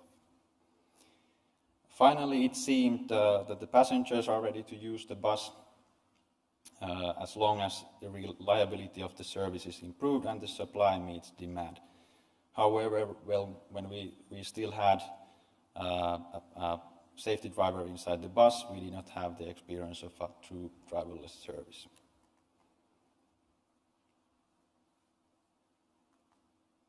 And then the final conclusions. As a quick conclusion, we can say that the future is here, but it needs refining. Limitations are more technical in nature, but regulation plays an important role as well. And to commercially be viable, the robot buses need to operate more autonomously without human operator on board in changing environment and difficult weather, move faster, and etc.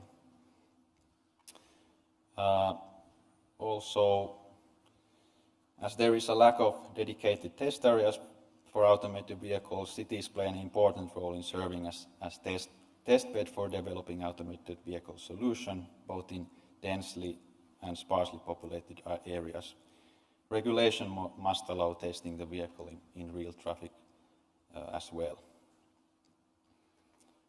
And if you are interested to learn more, so we have also a deliverable D.15, which you can find from the mySMARTLife website. Thank you.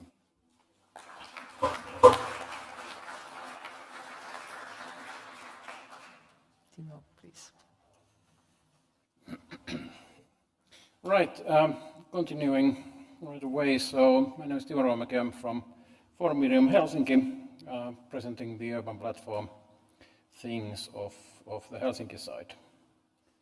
Let's see which way we go. So how it all started.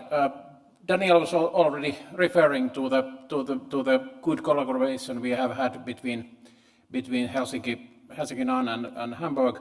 So between us three, we had a lot of discussions on how to do, and probably the most impactful, most significant event was in May 2017 when we collected together in Paris and sit down and basically thought out that what might be the key capabilities that we would need as part of the urban data platform. So we were all thinking about that this is not a project where we create one platform and then copy it to every city, because we also have to think about the replication, what capabilities the cities already have, and what kind of things are best fitting to the original thing. When we started in 2017, we had a parallel project called Synchronicity, where we were participating, and we had a parallel project called Select for Cities. And both of them were heavily relying on the then recommendations of the EU on the architectures coming from Connecting Europe facility based on Context Broker, and that was our first idea at that time as well. But already in 2017 we started to hesitate a little bit on that concept, because it has some limitations, especially on the geospatial data. And one thing that makes cities is that pretty much every data has a geospatial element in it. So the idea that came out from the Paris meeting was that we would use the sensor things as a schema, as a data model for everything, and then all of these three cities created a little bit different kind of implementation of that. But we have the same capabilities and we have the same idea behind of all. Co-creation and engagement has been an important part of our work. We had an action called Kalasatama Living Labs, which was basically supporting everything else. So the urban data platform was part of this supporting action. As an example, to co-creation together with the hackers on how to utilize the data, open data better, how to create IoT sensors that could be then feeding observations to the platform and so on.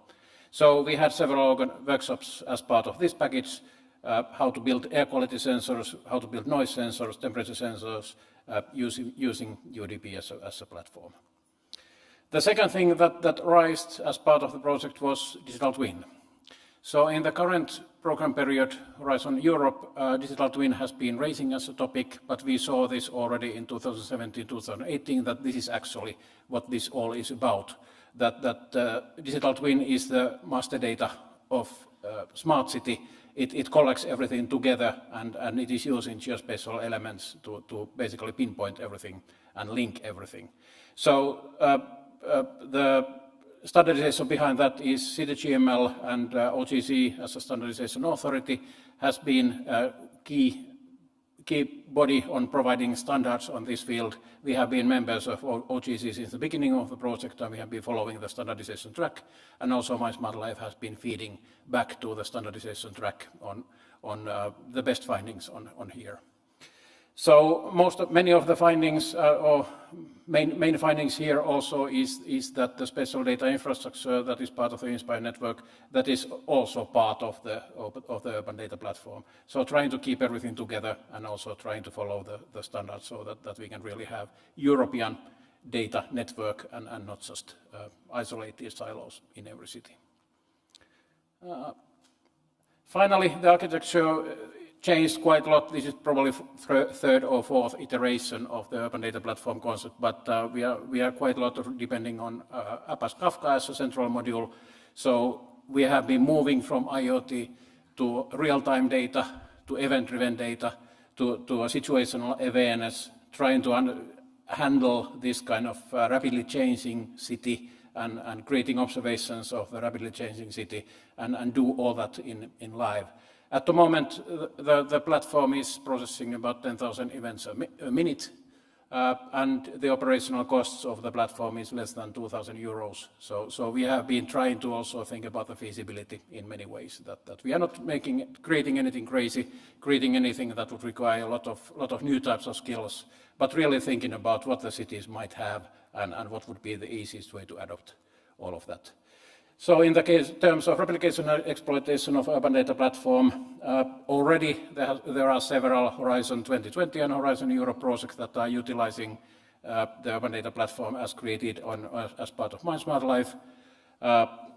And currently it is also being adopted as a real-time data platform concept for the city of Helsinki. So in city side, there was a data strategy initiative starting in 2018, and we have been providing input to the data strategy first.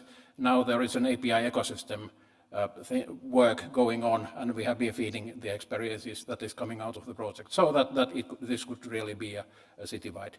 And then also there are, how many are there? 7 research articles that have been created out of the concept, and already from the titles you can see that what the interesting points here are. So at the moment, the last one is about how the urban digital twin can be seen as a socio-technical construct. So the socio and all that part, how do we deal with the people, that is also part of the city. Smart cities are oftentimes, or discussion of smart cities is focusing on the word smart, but the word city is at least as important. What is a city? And then moving on from that. But yeah, thanks for this.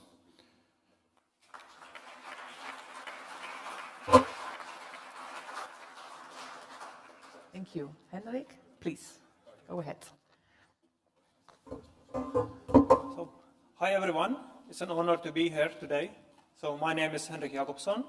I'm one of the founders of Salusfin, and well, we are a smart energy management company.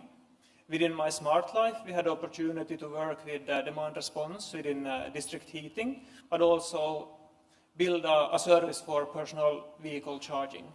And I will be talking more about that one next. So what did we do? Well, we didn't drive that car all the time, but we ensured that you would charge the car in the most cost-efficient way, both for the local grid, for the nature, environment, but also for your wallet. And we need to know a few things before we can let the service decide how to optimize. And in the beginning, well, now I'm getting into the challenges, that we wanted to utilize ISO 15118, which would enable more communication between the vehicle and the charging station. But since we didn't have that, we started building Lego. So we took our smart home platform, we took a couple of wireless switches, good ABB contactors, and we started playing, because at that time, there are not that many commercially available chargers for homes. And well, already at that time, we could start gathering data. that just with 2 kilowatt, and we pick up, for instance, the 4 cheapest hour during the night time, then we could already reach, in good days, 40% cost savings, and kind of doing as well the peak shaving. And while the project went on, we took in actually a commercial available charger coming from Austria. It's built on Open API, and there we connected our broker into it.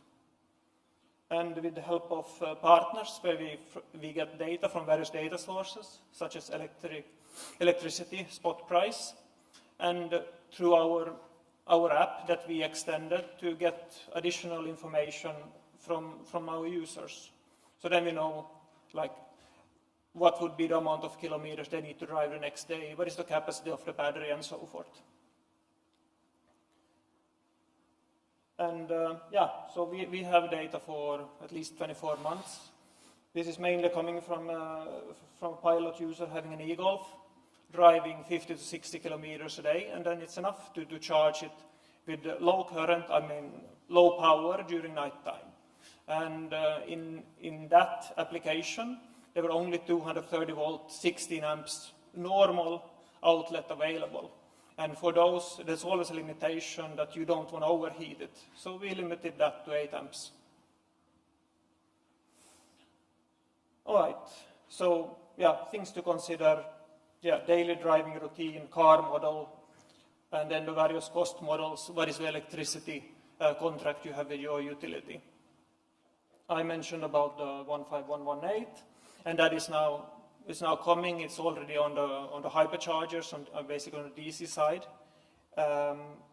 What we are now looking into is OCPP, so that many different other EV chargers could connect into the service. All right.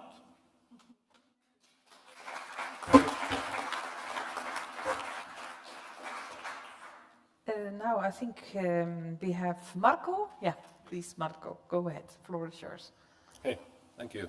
So, hello, I'm Marko Paakkinen, and I'll start this streak of 3 VTTers speaking on the results. So, I'll be discussing about the electrification of city maintenance and logistics, even though we had also other EV-related actions there, but I think that this is an interesting topic as it is emerging now.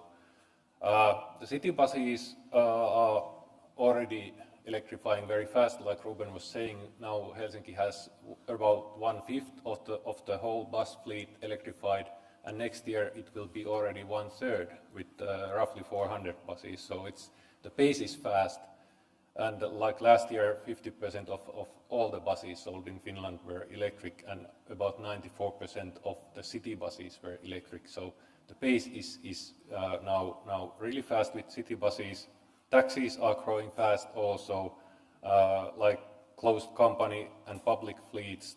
Like there's a news on Helsinki social services fleet turning electric.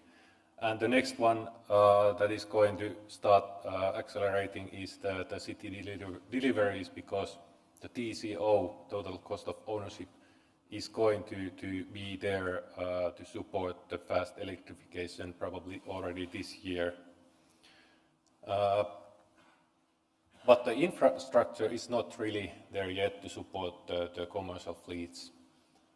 Problem is that most of the infra is designed for passenger cars, so there's no drive-through possibility for bigger vehicles. The space might be limited, and not even all the chargers are capable of supporting the voltages, higher battery voltages of these heavier duty vehicles.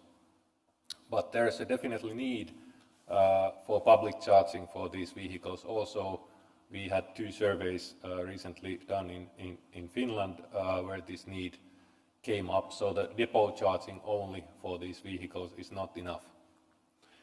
So we did one intervention in mySMARTLife where we equipped one electric bus charger with an external charging point. They were not physically in the same location, so they were separate so that you could drive the e-bus to a charging point with the pantograph, at any time, and then on not so far away we had a parking spot where you charge other vehicles. And the original plan had 2 pilot vehicles there, but we got actually 3, but unfortunately these vehicles were delayed, so we are not now just starting to get these on board. But the nice thing was that this whole project acted as a nice catalyst. So we got a new project spun off based on this, where the Helsinki City Construction Service converted one of their 7-year-old diesel trucks to electric, and this then spun off a company that started doing these retrofits. So I think that the impact here is quite good. Some results from Helsinki. So I think that this was ambitious enough, thinking about the situation when this was starting. Everything was not there yet, and technology and the operating models and everything has developed tremendously during the project, and this has caused quite many changes over the time or the period of the project. Also, the pilot vehicles were late. We are just now this year getting them to operation, so unfortunately we didn't have enough of the data so that we could utilize that in the scaling up phase, but we compensated that a little bit with the simulations that we performed, which proved to be quite useful. And also the building of the shared charger took much longer than anticipated. It takes some time to get this new thinking and new processes in the city through, so that you have to first sell the idea to the city transport services that we want to share this and what it means, and then start the permitting process. And all this took a little bit longer than expected. But now this shared charger is available for use, but this is still limited for these pilot users. We have tested it a few times. Here you can see one test with the commercial e-truck that was run and is now being operated in Helsinki by one of the partners.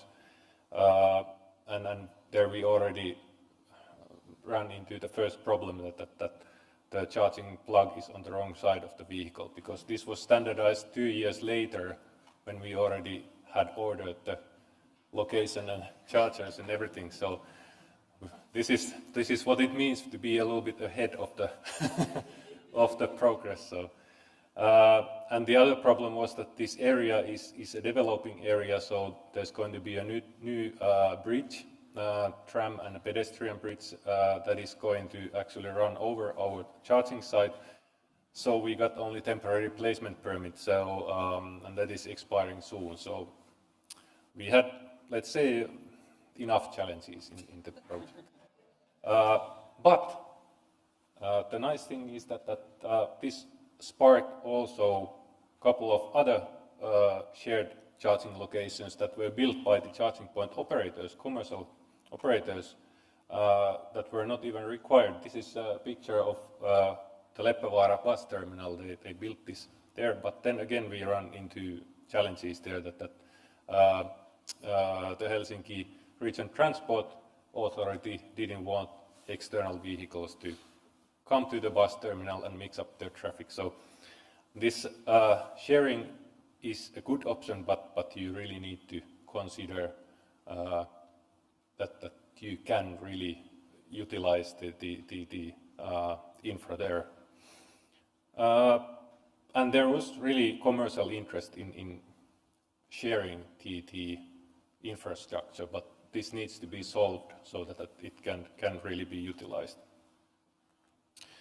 So my key learnings and takeaways from this would be that we really need to focus on these commercial vehicles and their charging infra in the cities, because they already start needing that now, but the challenge is there that they require more space, they require grid capacity, that might not be there. And that takes time in the area planning and permitting, so that would need to be, that work needs to be started. But anyway, the sharing of charging infra can help in speeding up the transition, because now the commercial business case might not be there for commercial vehicle charging yet, and we can utilize now the momentum of personal EVs. If we can share some of the charging points that are built for passenger cars, also for commercial vehicles, then this can be the enabler for those.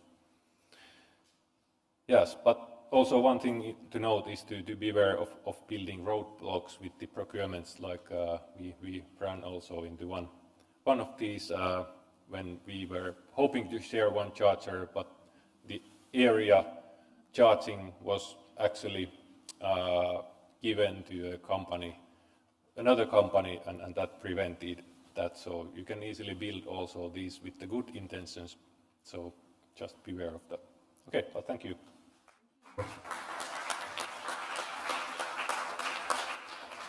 Esa and Mikko, you're going to present together?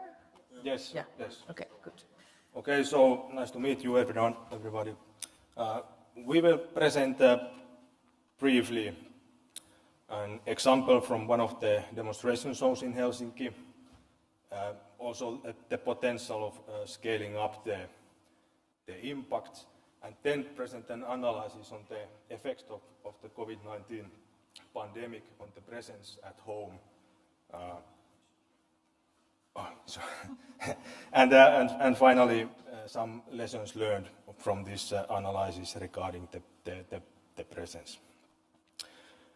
Okay, so for this presentation we selected Merihaka, which is zone 1 out of the 3 zones in Helsinki, plus 1 city-wide zone dealing with all the infrastructure-related interventions in the city. In Merihaka, there was one pilot building which represents a very typical construction type in Helsinki, built in 1970s. It has 167 apartments and roughly over 10,000 square meters of floor area. All the apartments were retrofitted with smart thermostats, which enable, among other things, thermal demand response pilots in the building.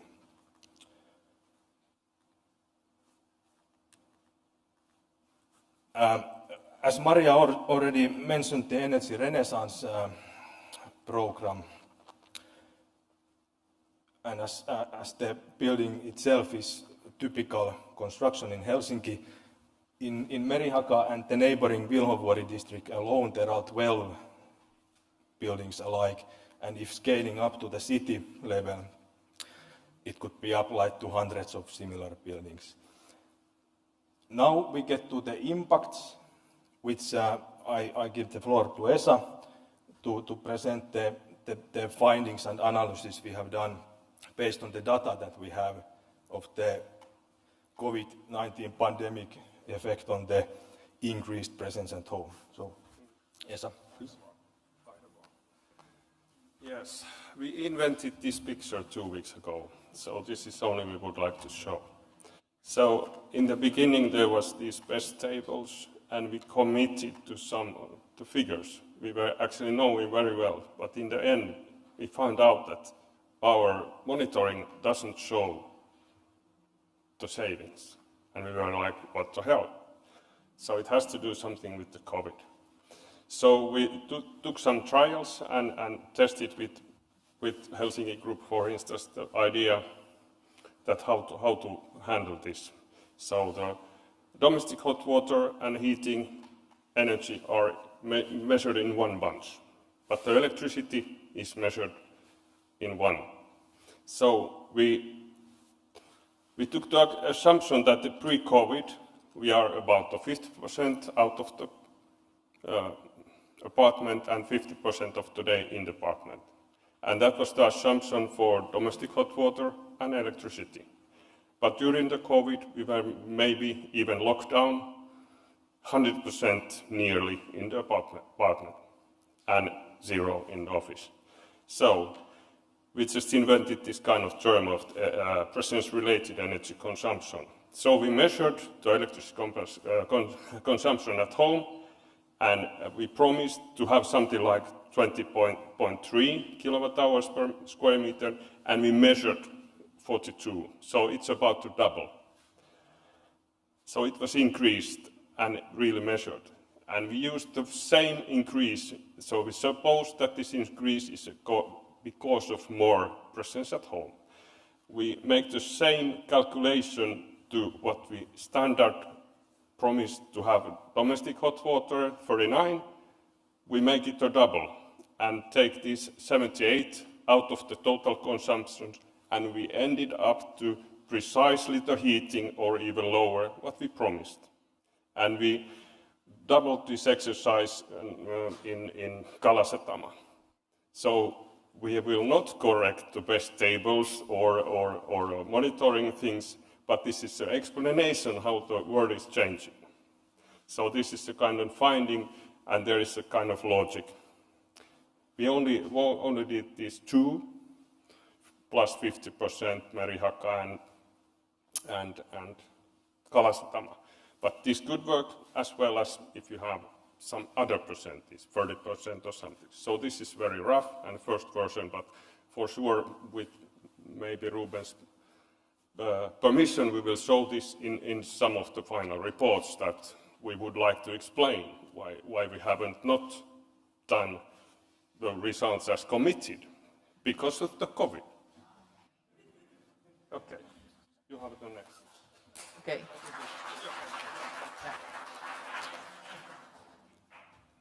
Okay, so just to conclude, basically repeating the same things.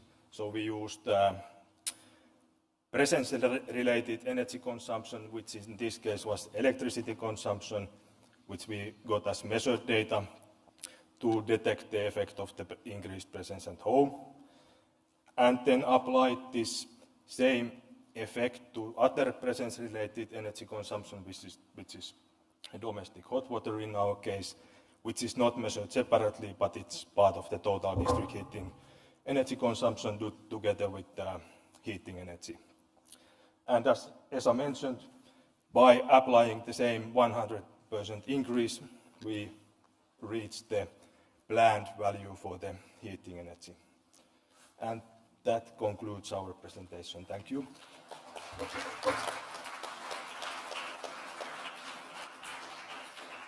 Well, thanks to the Helsinki team for sharing with us these impressive results.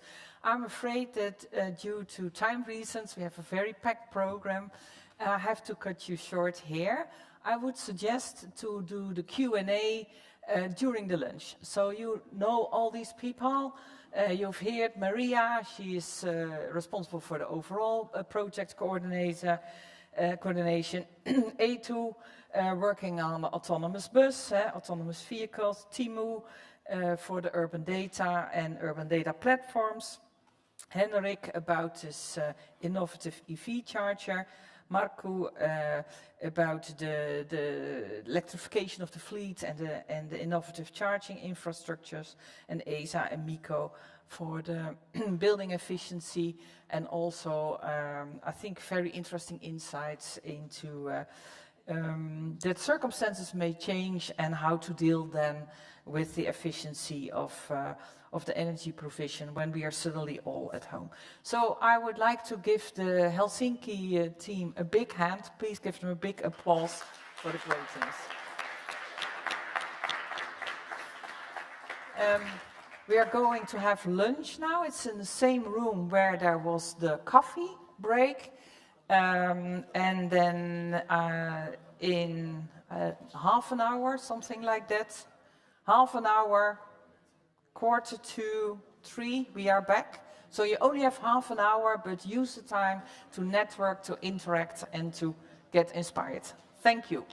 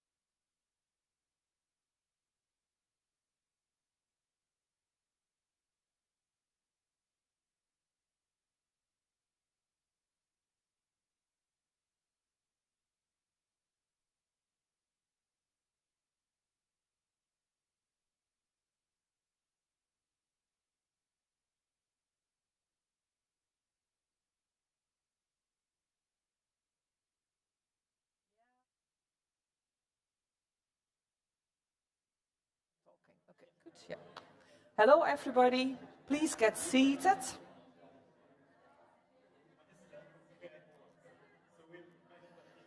We are starting the knowledge transfer discussion groups. We heard a lot of very interesting examples of how you can move towards climate neutrality within a city, things you can do, things that are a bit more challenging. Now we want to transfer this knowledge, and we have selected 5 different topics. In each knowledge transfer discussion group, please get seated. In each knowledge transfer discussion group, we will discuss a particular topic more in depth, the barriers, the obstacles, opportunities, ways to implement things, ways to prepare specific solutions. And we have 5 topics. One is about mobility, it's in that corner. One group is about citizen engagement, that's over there. We have energy efficient buildings in that corner. And we have smart lighting, probably here, and we have ICT. So the leads of each group, they will very shortly introduce the topic. So if you want to change, you still have the opportunity to join another group. But we want to speed up a bit because we don't want to miss the boat, the boat trip. The boat will not wait for us, I have understood. So I don't know about German, but in the Netherlands it's also a saying, if you miss the boat, you lost the opportunity. So please join your group or your prospective group. I would like to ask the first moderator of a subgroup to introduce the topic. So who is first in the slides? Christian Toss. Yeah? Okay. Please go ahead. So, yeah. Yeah. Thank you very much. Yeah, so can I have my slide, please? Yes. Shall I briefly introduce you, or do you introduce yourself? Okay, I'll introduce myself. Thank you very much. So, yeah. I'm Christian Toss. I'm the Chief Digital Officer at Verkehrsbetriebe Hamburg-Holstein. And I'm not working at this project, but I've got the project management in my department, and this is the reason why I'm here. And I've got also my department e-mobility, digital transformation, data governance is an important topic for us and drives us in the next years. So, and why was this, or what was the outcome of for us in this project? So, you have to know, till the end of this year, we've got 105 electric buses driving around here in Hamburg, Bergdorf, and in all other districts. And we've got till the end of this year also over 100 charging points. So it's also a fact. And and in the last years we built workshops for electric buses, and we have to learn how to